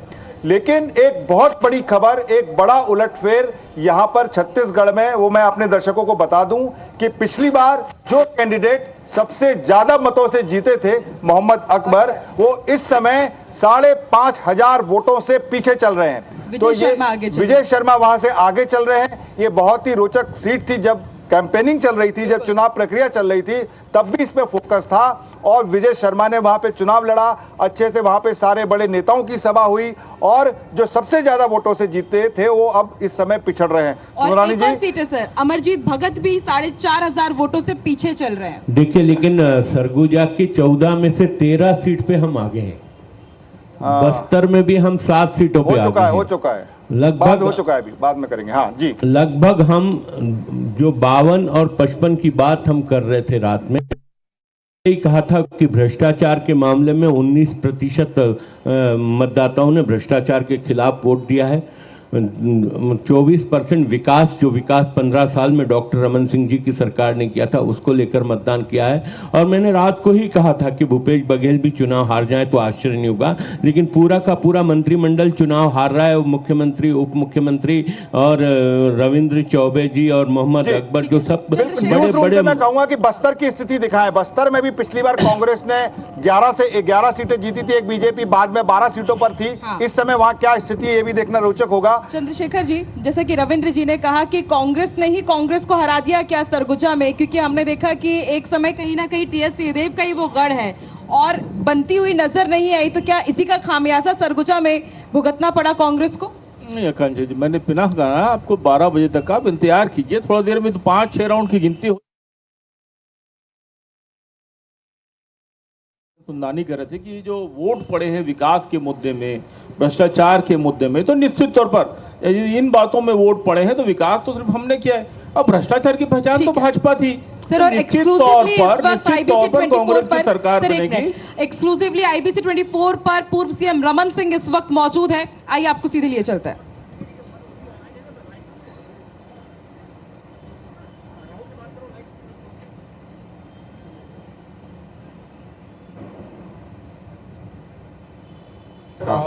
चलिए, सब नहीं ला रहे, रोल बोलना। शुरुआती रुझान में भाजपा ने बहुमत का आंकड़ा छू लिया है और इस वक्त मेरे साथ जो है पूर्व मुख्यमंत्री डॉक्टर रमन सिंह जी है। रमन सिंह जी, ये आंकड़ा को आप कैसे देखें कि आखिर ये जीत किसकी है? आप लोगों ने जो मुद्दे उठाए थे उस आधार पर ये मत पड़े हैं, या लोगों को लग रहा था कि सरकार बदलनी है? देखिए, भारतीय जनता पार्टी के केंद्रीय नेतृत्व और मोदी जी की गारंटी की जीत है। मोदी जी ने जो छत्तीसगढ़ की जनता को विश्वास दिलाया, उसकी जीत है। भारतीय जनता पार्टी के एक एक कार्यकर्ताओं की मेहनत की जीत है कि आज जो रुझान हम देख रहे हैं अभी तक का रुझान ये बताता है कि भारतीय जनता पार्टी की सरकार बनेगी। सर, पूरे 5 साल सबसे ज्यादा टारगेट में एक विपक्ष के नेता के तौर पर आप ही रहे। सबसे ज्यादा मुख्यमंत्री हो या मंत्री हो या कांग्रेस के तमाम नेता हो, वो सीधे आप पर टारगेट किए थे। अब क्या लगता है कि अभी स्थिति जो सामान्य हो रही है, आप ही मुख्यमंत्री होंगे? छत्तीसगढ़ की जनता ने देख लिया है कि सच्चाई क्या है, ईमानदारी से कौन काम करता है और झूठे बातें कौन करता है। और छत्तीसगढ़ की जनता खामोशी के साथ इतना बड़ा निर्णय लेने की दिशा में जा रही है। और जो रुझान अभी दिख रहा है मुझे, वो रुझान दिख रहा है कि छत्तीसगढ़, मध्य प्रदेश और राजस्थान में स्पष्ट बहुमत के साथ सरकार बनेगी। सर, इसमें एक और सवाल है कि पिछली बार हमने देखा कि आप लोगों ने बोनस नहीं दिया था, इसके कारण सबसे बड़ी हार की वजह थी, आपने भी माना था उस बात को। इस बार आपने जो है किसानों के लिए, महिलाओं के लिए, युवाओं के लिए जो वादे किए थे, उस वादे पे लगता है आपको वोट मिला है? बिल्कुल घोषणा पत्र है, और घोषणा पत्र में हमारा घोषणा पत्र और मोदी जी की गारंटी उसमें लगी हुई थी। प्रधानमंत्री डबल इंजन की सरकार बनाने के पक्ष में रुझान दिख रहा है। अगर ये वादे, अगर सरकार बन जाती है तो ये वादे कब तक आप पूरे करेंगे? पहले ही इस दिसंबर माह में अगर शपथ हो जाता है तो पूरा होगा? शुरुआत ही करेंगे। भारतीय जनता पार्टी के घोषणा पत्र को सामने रखकर हमारा मुख्यमंत्री काम करेगा। सर, तो ये थे हमारे साथ पूर्व मुख्यमंत्री डॉक्टर रमन।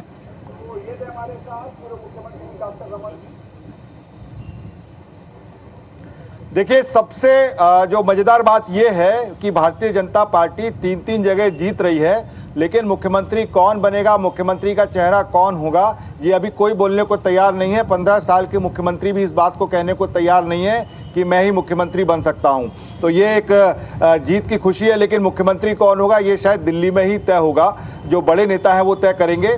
लेकिन एक बात अगर हम छत्तीसगढ़ की करें तो 2 ऑब्जर्वेशन इस समय हम देख सकते हैं कि सरगुजा में पिछली बार 14 सीटें कांग्रेस जीती थी, लेकिन इस समय 13 सीटों पर बीजेपी आगे है और केवल 1 सीट इस समय कांग्रेस आगे चल रही है।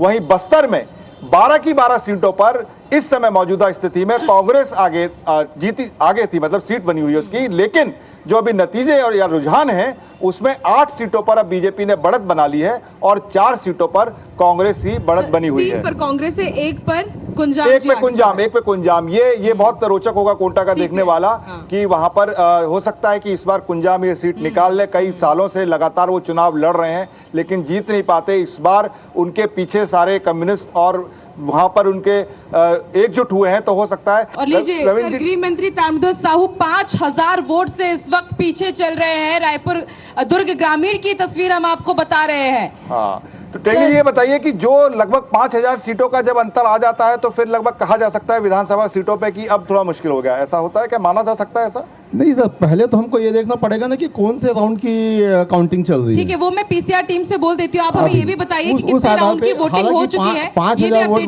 5000 का बहुत बड़ा अंतर हो जाता है। 5000 को कवर करना बहुत कठिन। हाँ, मतलब विधानसभा की सीटों में तीन राउंड के बाद 5000 वोट वाकई बहुत ज्यादा होते हैं। हाँ, 3 राउंड भी बिल्कुल 5000 बहुत ज्यादा होते हैं। हाँ। लेकिन हमें थोड़ा सा और इंतजार करना पड़ेगा। मुझे ऐसा लगता है ये बात सही है।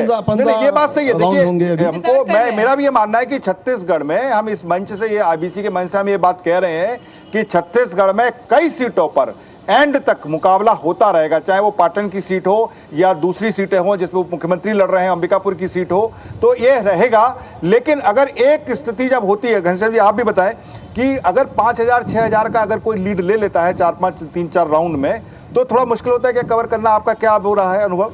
नहीं, देखिए, वास्तव मतलब ऐसा नहीं कि आप ही की पार्टी में, एक जनरल पूछ रहा हूँ आपको। होता है 5000 की लीड काफी पर्याप्त होती है, लेकिन चूंकि 3 राउंड हुए हैं और 13 राउंड बाकी हैं जी, तो निश्चित तौर पर इस को पाटना या कम करना, क्योंकि मुझे याद है, जैसे मैंने आपको पहले भी कहा कि 2013 में लगभग कम्बोकस यही स्थिति थी और जो प्रत्याशी चुनाव जीते थे शुरू में आगे थे 5-5, 10-10 हजार वोट से, 2 बजे के आते आते सब 1200, 1500, 1700, कांग्रेस बहुत मुश्किल से 1.8% वोट, 1% से भी कम से हारी। और जो हमारे कम से कम 30 प्रत्याशी थे, कोई 500 से, कोई 700 से, कोई 800 से, कोई 1500 से हारे थे। तो कोई बड़ी बात नहीं है कि 12 बजे के आते तक कांग्रेस के 50-60 विधायक जीत जाए। हो सकता है माइनर वोट से जीते। लेकिन भी एक अपडेट बता देते हैं। इंद्र कुमार साहू 7000 वोट से इस वक्त आगे चल रहे हैं और धनेन्द्र साहू पीछे चल रहे हैं। चंद्रशेखर जी एक के बाद एक लीड बढ़ती ही जा रही है। 5000, 7000 इस तरह के। अब ये इतना प्रफुल्लित होने की जरूरत नहीं है। निश्चित तौर पे मैंने कहा ना कि देर सबेर आते आते कांग्रेस जीतेगी। 12 बजे आप देखते जाइए, 2 बजे के आते तक जब फाइनल काउंटिंग आपके सामने आएगी, 12 तो हो गए। नहीं, देखिए ना, 15-20 मिनट में आपको अंतर नजर आने लगेगा। ये हम चौथे 5वें राउंड की गिनती पूरी होगी, आपको अंतर नजर आने लगेगा। न्यूज रूम से मैं ये कहूंगा हम जीतेंगे रवि और जी 60 थोड़ा सीट खुश जीतेंगे। रहने दीजिए चंद्रशेखर जी को थोड़ी अरे वाह, आप थोड़ी देर के लिए खुश रहने दीजिए। ये आपका रुझान में तो आप ही खुश नहीं, उतरे मेरा भैया। विश्वास है। रुझान में तो आप ही खुश उतरे चंद भैया। कल भी जब बैठे थे तो इन्होंने कहा था कि हम 50 के पार जा रहे हैं, 55 करीब हमारी सीट्स रहेगी, और अभी आप देखिए कह रहे हैं कि मैं न्यूज रूम से कहूंगा कि आराम जो से अच्छी बहुमत की सरकार बनाएंगे हम। 55 ये अभी पार्टी पे देखते हैं, अपन जाएंगे। यहीं बैठे हुए हैं 15 मिनट और। ये बताइए कि जो पहले दौर में जो कैंडिडेट बीजेपी ने उतारे थे, 15 मिनट मतलब 5-6 राउंड की बात करूंगा। बिल्कुल, जो कैंडिडेट उतारे थे बीजेपी ने, उन सीटों पर क्या स्थिति है ये हम जानना चाहेंगे। और बाकी जो बड़े बड़े नेता जो उतारे थे बीजेपी ने और कांग्रेस के मंत्री का हमें पता लग रहा है, उन सीटों पर क्या स्थिति है, अगर ये न्यूज रूम हमें डेटा बता सके तो काफी इंटरेस्टिंग होगा। मध्य प्रदेश में हमारे साथ गेस्ट जुड़े हुए हैं। मध्य प्रदेश में मैं बात करना चाहूंगा हमारे अवनीश बुंदेला जी से। अवनीश जी, 5 पॉइंट में ये बताइए कि अगर यही रुझान रहता है, क्योंकि अब ये बहुत आगे है, 160 और 67, ये अब चाहे कितना भी आप कोशिश कर लें, कितने भी राउंड हो, ये पाटना जो मेरा इतने साल का अनुभव है बहुत मुश्किल होता है। वहां पर हमें मान सकते हैं कि बीजेपी कई सीटों पर लगातार आगे है और कई राउंड में आगे है। क्या आपको लगता है, अगर मैं आपसे इस समय कहूं कि जल्दी जल्दी आप बताएं कि क्या ऐसे 5 पॉइंट हो सके हुए जिसकी वजह से आप इस बार भी नहीं जीत पाए?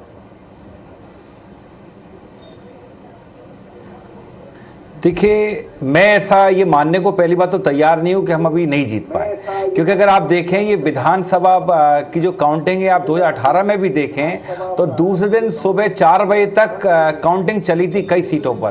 तो थोड़ा सा मेरा निवेदन है, 1 घंटे और इंतजार कर लें, बस 1 घंटे।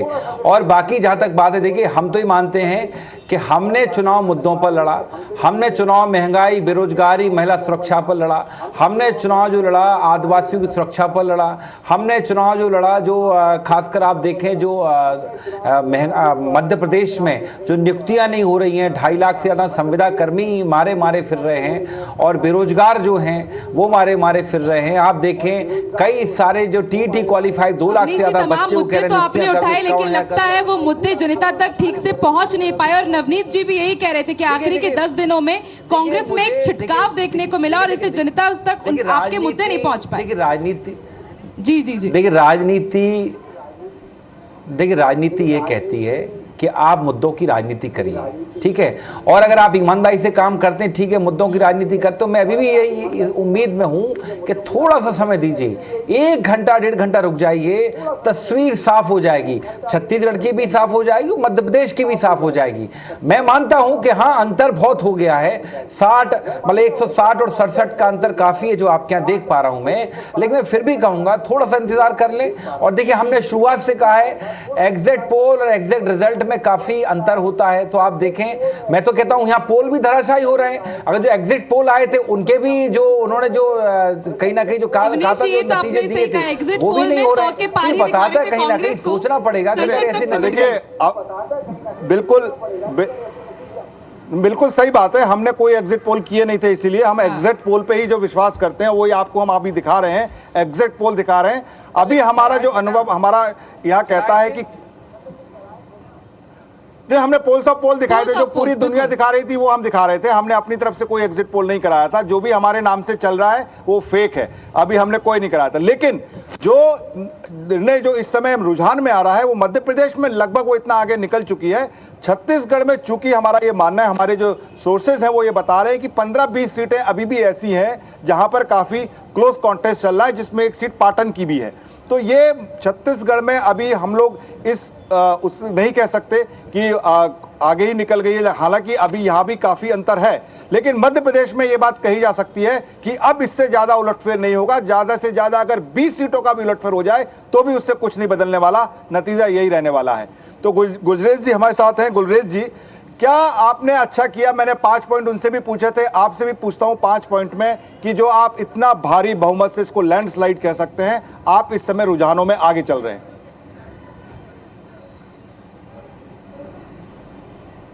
देखिए, कुछ चीज़ें होती हैं कि आप ईमानदारी से काम करो, आप इंफ्रास्ट्रक्चर, आज की जो आवाम है, खासतौर से हमारा युवा है, वो इंफ्रास्ट्रक्चर चाहता है। अच्छा उच्च स्तरीय उसको इंफ्रास्ट्रक्चर दो, जो गरीब है उसको हेल्थ दो, महिला का सशक्तिकरण करो, एक वेलफेयर स्टेट बना के दो। वेलफेयर स्टेट बनाने के लिए आवश्यकता 2-3 चीज़ों की होती है। एक तो विजनरी लीडरशिप की होती है, दूसरा एक ईमानदार सरकार की होती है जो ब्यूरोक्रेसी को भी सही नकेल लगाकर चला सके, वो हमने करके दिखाया अच्छी तरह से। और तीसरा एक जनता के साथ डायरेक्ट कनेक्ट की होती है। तो संगठन के माध्यम से जो बीजेपी का एक डायरेक्ट कनेक्ट होता है, उसकी वजह से परकोलेट होती है नीचे तक सारी योजनाएं, और जो योजना ईमानदारी से परकोलेट होती है तो फिर वो नतीजों में ट्रांसफॉर्म होती है। और अभी आप जो देख रहे हैं ना 160 का, मैं तो ये कहता हूं कि ये 167 तक जाएगा। स्नोबॉल इफेक्ट जो है ना भाई साहब, ये 167 तक जाएगा।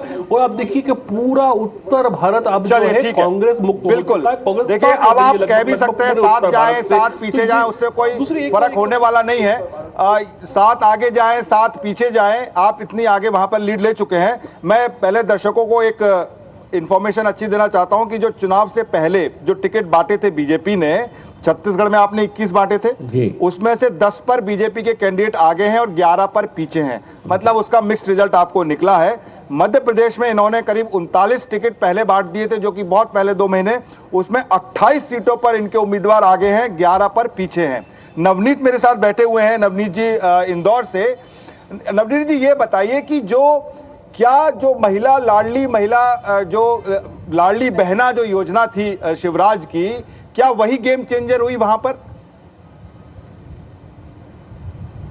नहीं, देखिए, मैं ये मानता हूं कि शिवराज सिंह चौहान का एक लंबा कार्यकाल रहा है। दूसरा चीज़ ये है कि प्रशासनिक क्षमता तो उनकी है ही, पर उनका एक संवेदनशील चेहरा जो है वो हर व्यक्ति को प्रभावित करता है। और शिवराज सिंह चौहान, ये पूरा चुनाव मध्य प्रदेश का और कोई इसमें फैक्टर काम नहीं करा जितना शिवराज सिंह चौहान के फैक्टर ने काम किया। खासकर उनका जो मानवीय आधार है, जो योजनाएं हैं, वो इतनी नीचे के स्तर पे लोगों को मदद करती है कि लोग उनसे प्रभावित हो जाते हैं। और ये लाडली बहना योजना भी उसमें से एक है जिसने पूरा गेम ही चेंज कर दिया, क्योंकि इस पूरे कार्यक्रम में उनको समझ में आ गया था कि अब सीधा कैश इन हैंड जाएगा, तो इससे बाजार को भी रफ्तार मिलेगी, महिलाओं को भी जीवन में मदद मिलेगी।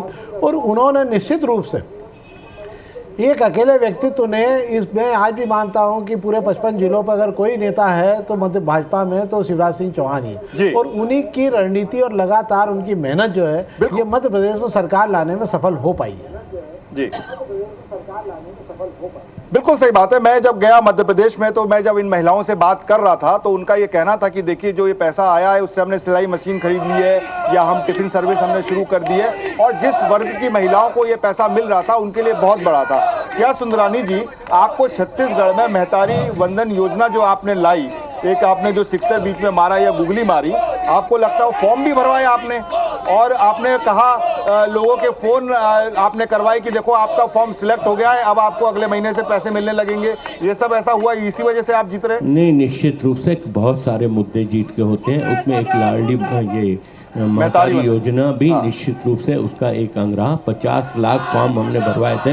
कल रात को भी मैंने इस बात का जिक्र किया था कि महतारी योजना की बहुत बड़ी भूमिका। मैं बता दूं कि आप स्क्रीन पर जो देख रहे हैं, ये बीजेपी का सेलिब्रेशन रायपुर में शुरू हो गया है, और मोदी के नारे, और ये आप देख रहे हैं सब ये बीजेपी कार्यकर्ता जो ये सेलिब्रेशन मूड में आ गए हैं। जी सुंदरानी जी, बात कंप्लीट करें। नहीं, निश्चित रूप से भारतीय जनता पार्टी की जीत के पीछे एक महतारी योजना की बड़ी भूमिका रही है, लेकिन इसके साथ बहुत सारी बातें रही। कहीं न कहीं कांग्रेस का जो 5 साल का कुशासन था, भ्रष्टाचार के कंठ में डूबी हुई सरकार, शराब से लेकर बहुत सारे घोटाले इस प्रदेश में हुए, लगातार भारतीय जनता पार्टी घोटालों को उठाती रही। जनता के बीच में कहीं न कहीं इस सरकार की छवि धूमिल हो चुकी थी। भारतीय जनता पार्टी के वादों पे भरोसा किया, मोदी जी की गारंटी पे लोगों ने भरोसा किया, हमारे नेतृत्व पे भरोसा किया, हमारे प्रदेश के नेतृत्व पे भरोसा किया। लगातार हमारे नेता ग्राउंड पे काम करते रहे।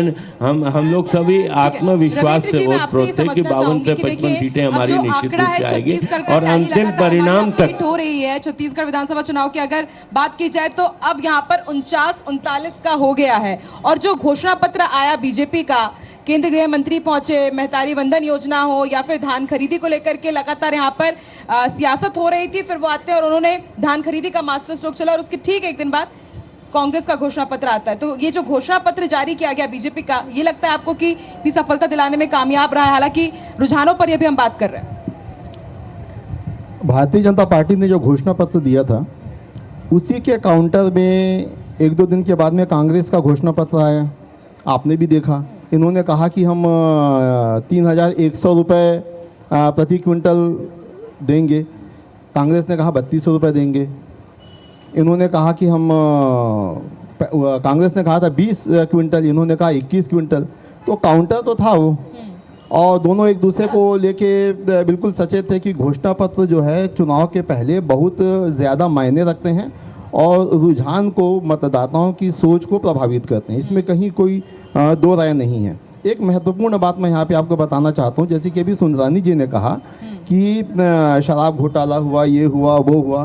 तो सबसे महत्वपूर्ण बात यह है कि अगर आप कांग्रेस के सबसे बड़े स्टार प्रचारक को देखेंगे तो कौन हो सकता है वो? राहुल गांधी जी को मैं मान लेता हूँ। हाँ। राहुल गांधी जी के भाषण में आपको सारी बातें सुनने के लिए मिल गई कि हमारी गारंटी पूरी होगी, जातिगत जनगणना होगी, सारी बातें हमने सुनी।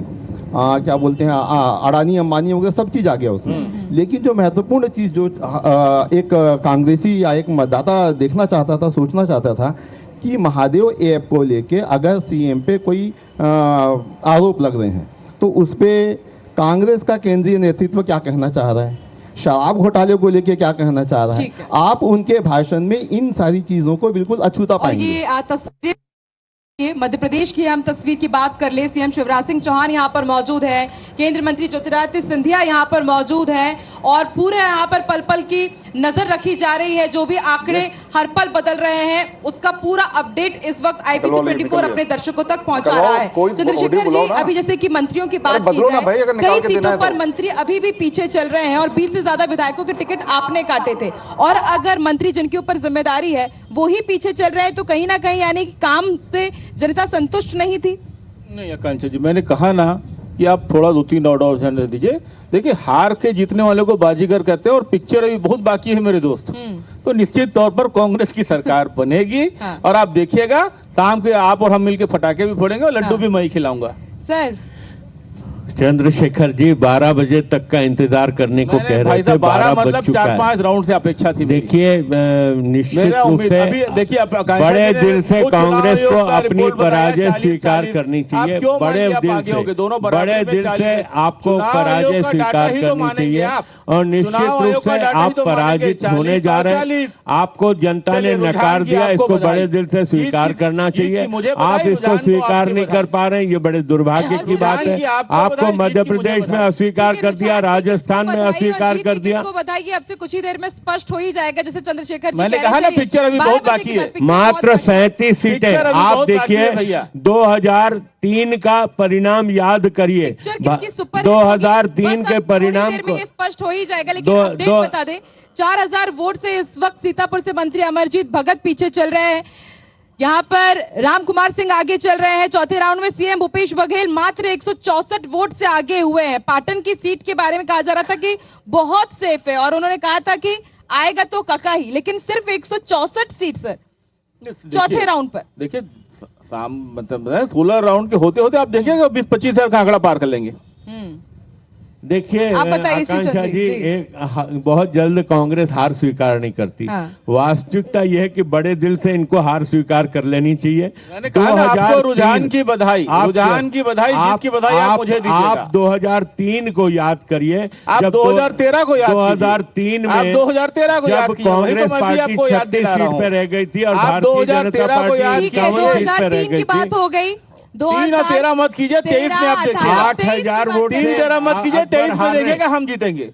8000 वोट से भाई साहब 13 मत कीजिए, 23 में हम जीतेंगे। और एक और बड़ा अपडेट बता दें, 8000 वोट से अभी पीछे चल रहे हैं कवर्धा से मंत्री मोहम्मद अकबर। सर, अब 8000 तो बहुत ज्यादा लीड हो जाती है। चंद्रशेखर जी, कवर्धा में क्या चूक हुई है? क्या जो 2019 में हमने वहां पर देखा दंगे जैसी स्थिति हुई थी, क्या उसका खामियाजा अब भुगतना पड़ रहा है? नहीं, देखिए, अराजकता और भयादोहन करके भारतीय जनता पार्टी ने वहां चुनाव लड़ा, पहला चीज। दूसरा चीज, कवर्धा में प्रदेश में सर्वाधिक मतदाता 3,50,000। माफ कीजिएगा, मुझे रोकना पड़ रहा है। और ये तस्वीरें बहुत इंपॉर्टेंट है, जो तस्वीरें आप देख रहे हैं प्रभात झा और सीएम शिवराज सिंह चौहान, ये सबसे पहले तस्वीरें आपका अपना न्यूज चैनल यानी नंबर 1 न्यूज चैनल IBC 24 दिखा रहा है। और जैसा कि आप सभी जानते हैं कि चुनाव का मतलब IBC 24 है, तो दिल थाम के बैठ जाइए। अब सारा आंकड़ा आपको IBC 24 पर मिलेगा।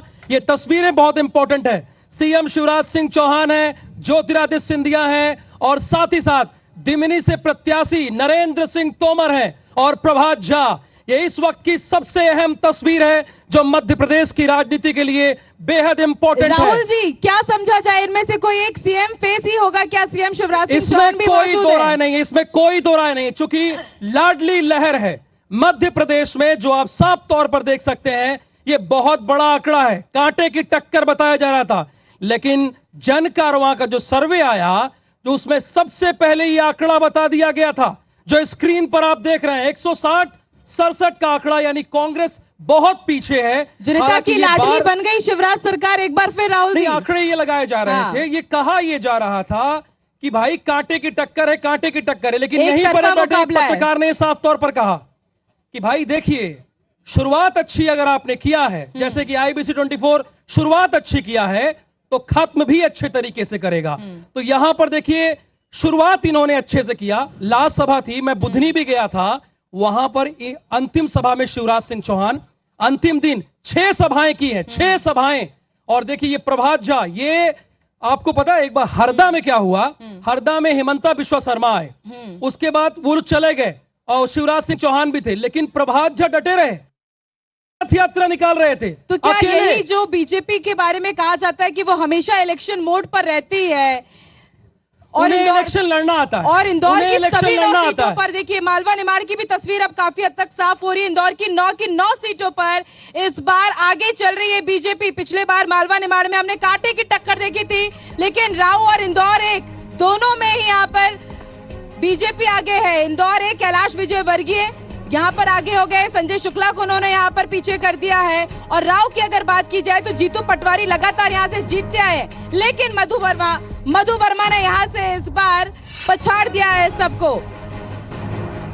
और बस 1 मिनट बाद आपको दोनों ही प्रदेशों के रुझानों की जो बड़ी बातें हैं वो भी हम आपको बताएंगे, यानी कि हर एक राजनीतिक विश्लेषण भी हम आपको बता रहे हैं, संभागवार एनालिसिस कर रहे हैं, और जो बिग पॉइंट्स है, बिग पिक्चर के बिग पॉइंट अब क्लियर हो चुके हैं। बुधनी से सीएम शिवराज सिंह चौहान 40,000 वोट से आगे हैं। और अब एक और अपडेट 1,500 वोटों से पाटन से विजय बघेल आगे हैं। एक और अपडेट इस बीच आ गया है, भूपेश बघेल पाटन से, बल्कि यहाँ पे चल रहा है, मंत्री अमरजीत भगत दुर्ग ग्रामीण से पीछे चल रहे हैं। बड़ी बातें भी आ गई सामने, ये अब तक की बड़ी बातें। रायपुर, तो चलिए अब आपको बताते हैं छत्तीसगढ़ की बड़ी बातें। तो लगातार टीवी स्क्रीन पर देखिए, सीएम भूपेश बघेल पाटन से आगे, डिप्टी सीएम TS सिंहदेव पीछे है, मंत्री अमरजीत भगत दुर्ग ग्रामीण से ताम्रध्वज साहू पीछे हैं, और बीजेपी प्रदेश अध्यक्ष अरुण साव आगे हैं, PCC चीफ पीछे हैं। रायपुर की सभी 7 सीटों पर बीजेपी इस वक्त आगे चल रही है। और आगे आपको बता दें टीवी स्क्रीन पर मध्य प्रदेश की अब तक की बड़ी बातें। MP में 160 से ज्यादा सीटों पर बीजेपी आगे चल रही है। वही बुधनी से सीएम शिवराज सिंह चौहान 40,000 वोट से आगे चल रहे हैं। और आगे आपको बता दें कि छिंदवाड़ा से पूर्व सीएम कमलनाथ आगे चल रहे हैं इस वक्त। और भोपाल संभाग की 5 सीट पर बीजेपी, 2 पर कांग्रेस पीछे, और ग्वालियर संभाग की 6 सीटों पर बीजेपी इस वक्त आगे चल रही है। तो मध्य प्रदेश की अब तक की बड़ी बातें आपकी टीवी स्क्रीन पर है। MP में 160 से ज्यादा सीटों पर बीजेपी आगे है।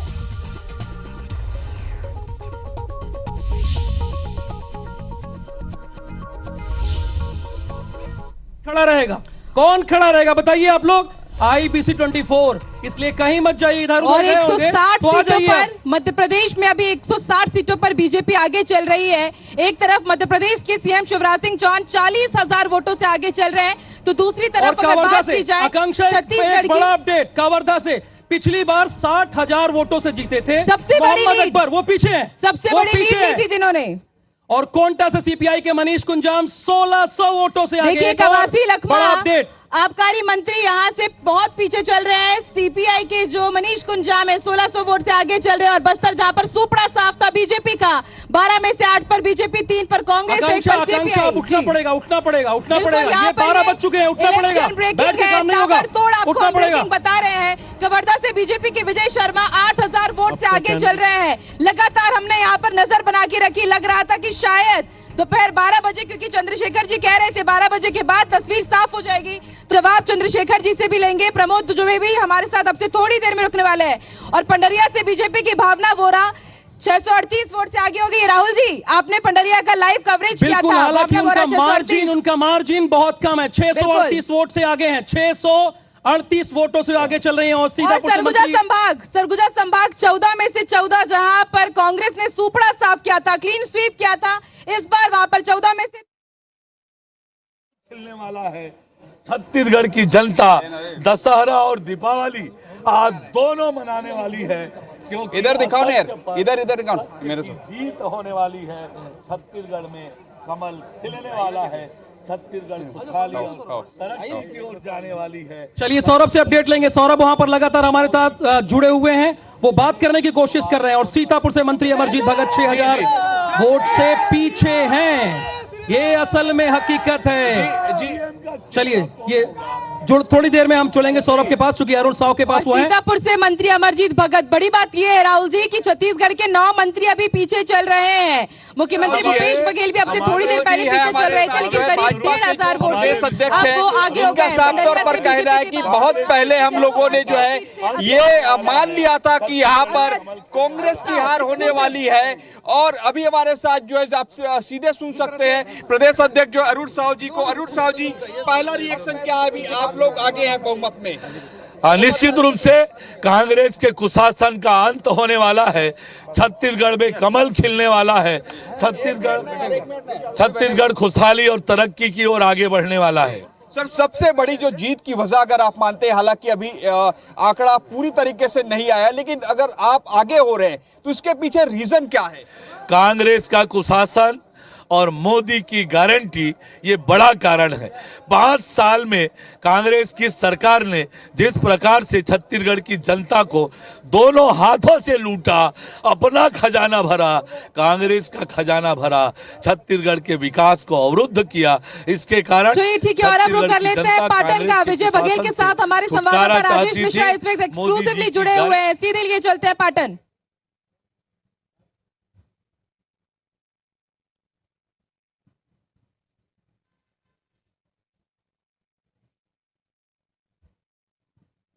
पाटन के जो प्रत्याशी भारतीय जनता पार्टी के प्रत्याशी विजय बघेल के साथ हम यहाँ पर बैठे हुए हैं। और जैसे जैसे रुझान आते जा रहे हैं, वैसे वैसे भारतीय जनता पार्टी के खेमे में काफी खुशी की लहर चुटती है। अगर तीसरे राउंड की बात करें तो पाटन से भारतीय जनता पार्टी के प्रत्याशी विजय बघेल लगातार बढ़त ले रहे थे, मगर पीछे 2 राउंड हुए हैं उसमें मुख्यमंत्री ने बढ़त ले ली है। जिस तरह से बढ़त नजर आ रही थी, पहले आपकी बढ़त आई और उसके बाद अभी थोड़ा सा 2 राउंड में आप पिछले नजर आ रहे हैं। भारतीय जनता पार्टी को 50 से 52 सीट मिलती नजर आ रही है, वो रुझान है। कांग्रेस 30-32 पर अटक गई है, क्या वजह मान रहे हैं इसकी? देखिए, हम पहले ही कहे थे कि 50 सीट से ऊपर हम लोग आके सरकार बनाएंगे, स्पष्ट बहुमत से सरकार बनेगी। और पाटन में भी नेट टू नेट चल रहा है, अंतिम होनी चाहिए। 18 राउंड है अभी, और उसमें हम निश्चित रूप से जीत हासिल करेंगे। ठीक है, आगे पीछे हो रहे हैं, और ये कड़ा संघर्ष था, टक्कर था, आप सब भी बता रहे थे और ये हम भी कह रहे थे। लेकिन अंतिम जो नतीजा आएगा, भारतीय जनता पार्टी पाटन में चुनाव जीतेगी। कई मंत्री पीछे हैं, पुराने प्रदेश अध्यक्ष कांग्रेस के, नए प्रदेश अध्यक्ष वो भी पीछे चल रहे हैं। क्या वजह मानते हैं इसकी? मतलब क्या है? मंत्री भी हार रहे हैं, सब आ रहे हैं, मोहम्मद अकबर भी पीछे नजर आ रहे हैं। कांग्रेस के प्रति जनता में आक्रोश, और जिस तरह ये लोग पूरे 5 साल तक सबको छले हैं, धोखा दिए हैं, फरेब किए हैं, शराब की नदियां, भ्रष्टाचार की चरम सीमा को लांघ। 12 बज गए हैं। चंद्रशेखर जी लगातार हमारे साथ जुड़े हुए हैं। चंद्रशेखर जी, आपने कहा था दोपहर के 12 बजेंगे तो बीजेपी के भी 12 बज जाएंगे, लेकिन 51 से 52 हो गए रुझान की सीट बीजेपी की। नहीं आकांक्षा जी, मेरा 12 से आशा ये था कि 5वें, 6वें, 7वें राउंड की गिनती आती तक, क्योंकि 16 राउंड है। तो निश्चित तौर पर जैसे जैसे अभी तो 3 राउंड हुआ, अभी आपने खुद चुनाव आयोग को ऑफिशियली स्टेटमेंट बताया कि दोनों 40-40 में है। तो जब चुनाव आयोग 40-40 हाँ, तो जब ऐसा बता रहे हैं तो फिर कैसे चेंजेस आएंगे? निश्चित तौर पर समय के साथ आप देखिएगा, कांग्रेस पुनः बहुमत के साथ, हो सकता है हमारे प्रत्याशी कम मार्जिन से जीते, लेकिन जीतेंगे हम 60 का आंकड़ा छुएंगे। ठीक है, यानी 60 का आंकड़ा छुएंगे, और नेता वही है। चाहे उत्तर प्रदेश चले जाइए, मध्य प्रदेश, छत्तीसगढ़, अंतिम तक हारता नहीं है। वो कहता है 16वें राउंड की जो काउंटिंग होगी हो सकता है उसी में चमत्कार कर दे। राहुल, मैंने कहा ना पिक्चर अभी बहुत बाकी है, पिक्चर बहुत बाकी है राहुल। इलेक्शन कमीशन का एक और अपडेट दे दे। अब 52 और 36 हो गया है। 52 सीटों पर रुझानों में बीजेपी आगे चल रही है छत्तीसगढ़ में, और छत्तीसगढ़ में 36 सीटों पर इस वक्त कांग्रेस आगे चल रही है। एक और समस्या है लोगों की, लोग कह रहे हैं कि IBC 24 ये क्यों दिखा रहा है, इतना आगे क्यों दिखा रहा है। अरे भाई 64,000 बूथ पर मध्य प्रदेश के हमारे इन्फॉर्मर है, छत्तीसगढ़ के सारे बूथ पर हमारे इन्फॉर्मर है। तो ये जो खबर आप देख रहे हैं जो दूसरे चैनल से आगे है, ये आंकड़ा इसलिए है ना कि हमारे इन्फॉर्मर वहां पे हैं और सबसे पहले अपडेट दे रहे हैं। जितने लोग अभी दिख रहे हैं इसकी 3 गुना टीम काम कर रही है। कोंटा से CPI के मनीष कुंजाम 2000 वोटों से आगे। इस बीच एक बड़ी खबर, सीतापुर से मंत्री अमरजीत भगत 6400 वोटों से पीछे। भगत जी पीछे हो गए, फिल्मों में रोल कर रहे हैं। क्या उनके लिए यही स्थिति है? अभी कुछ दिनों पहले चुनाव खत्म हुआ तो फिल्म की शूटिंग भी वो कर रहे थे, अभी पीछे चल रहे हैं, धान कटाई भी कर रहे थे। और TS सिंहदेव 7000 वोट से पीछे चल रहे हैं। एक और ये बड़ा अपडेट दे दे, deputy CM TS Singhdeo Ambikapur से 7000 वोट से पीछे चल रहे हैं राहुल जी। और आंकड़ा ये लगाया जा रहा था कि वही किंग मेकर होंगे। स्थिति ये थी कि किंग मेकर वही होंगे। और देखिए CPI के मनीष कुंजाम्बी जो अभी 1600 वोटों से आगे चल रहे थे, अब वो बढ़कर के आंकड़ा 2000 वोट का हो गया, यानी कि कवासी लखमा कहीं पीछे छूट गए हैं। और मैं PCR से ये भी अपडेट चाहूंगी कि कितने राउंड की अभी तक यहाँ पर गिनती हो चुकी है, वो भी हम अपने दर्शकों को लगातार एक एक करके बताते जाएंगे। तो एक तरफ आप देख रहे हैं छत्तीसगढ़ की बात कर रहे हैं छत्तीसगढ़ के खास मेहमानों के साथ, और एक पिक्चर आप देख रहे हैं इस वक्त, ये बहुत खास तस्वीर हो जाती है। भोपाल की ये तस्वीर है, CM शिवराज सिंह चौहान बैठे हुए हैं, केंद्रीय मंत्री ज्योतिरादित्य सिंधिया बैठे हुए हैं, केंद्रीय कृषि मंत्री और दिमनी से इस बार भाजपा प्रत्याशी नरेंद्र सिंह तोमर बैठे हुए हैं, प्रभात झा भी बैठे हुए हैं। यानी कि यहाँ पर बीजेपी ने जो दाव चला था, तमाम छत्रपों को मैदान पर उतार दिया गया था। सांसदों पर दाव, पूर्व मंत्री पर दाव, केंद्रीय मंत्रियों पर दाव। सभी को लगा कि भाई CM फेस तो उनके ही क्षेत्र से आ रहा है। तो वजह है कि MP के रुझानों में प्रचंड बहुमत की ओर है भारतीय जनता पार्टी। बीजेपी की पहली सूची में 39 लोग थे, भोपाल में 5 सीट पर भाजपा और 2 पर कांग्रेस की बढ़त। और पता है क्या हो रहा है, श्रीचंद सुंदरानी जी सोच रहे भाई हमको क्यों मौका नहीं मिल रहा है, माइक लिए बैठे हुए हैं कि हमारी बारी क्यों नहीं, हमने तो कमाल कर दिया। ये आंकड़ा क्या, ये आप 52 तक कैसे पहुंच रहे हैं महाराज, क्या किया आपने?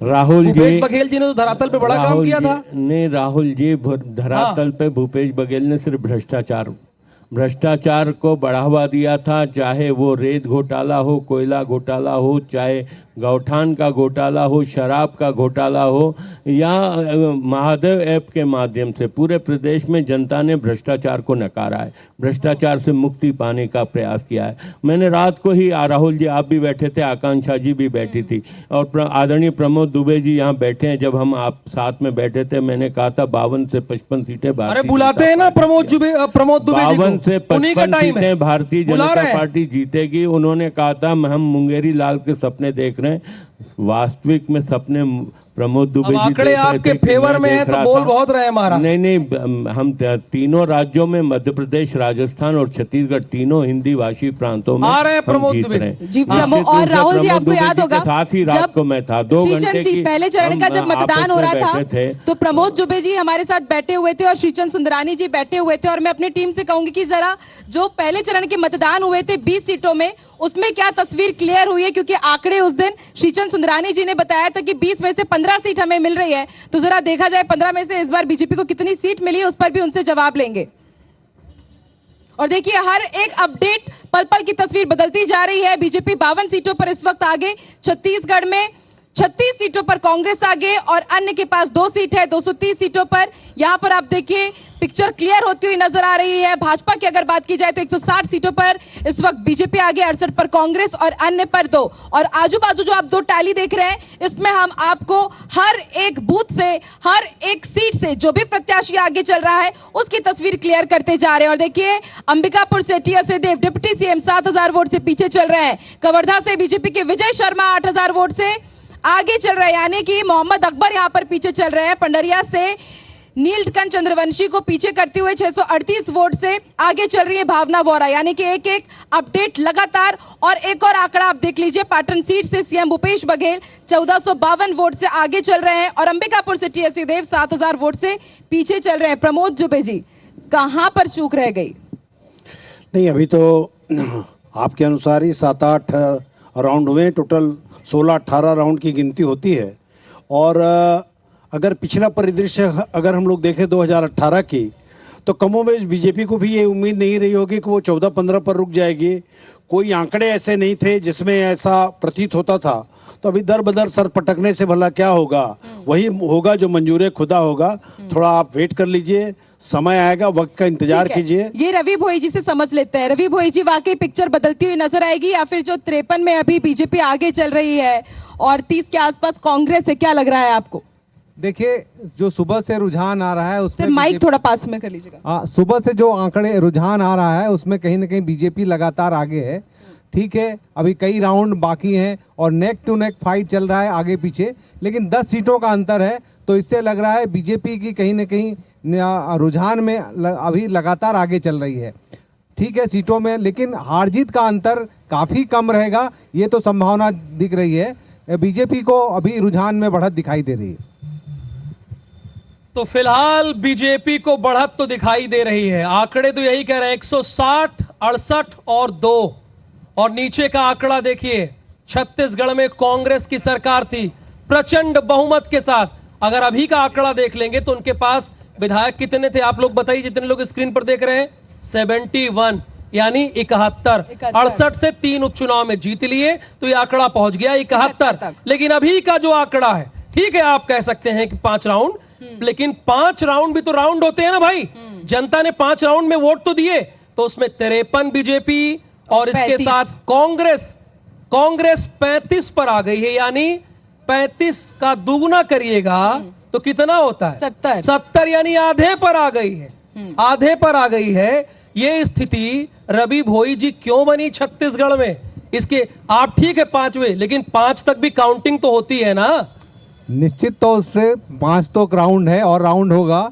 हाँ। लेकिन जिस तरह से लग रहा है कि भाजपा को, रवि भोई जी, मैं आ रही हूँ आपके पास। इस वक्त रुक कर लेते हैं सौरभ सिंह परिहार का। संतोष पांडे जी उनके साथ मौजूद हैं, देखते हैं वो क्या प्रतिक्रिया दे रहे हैं।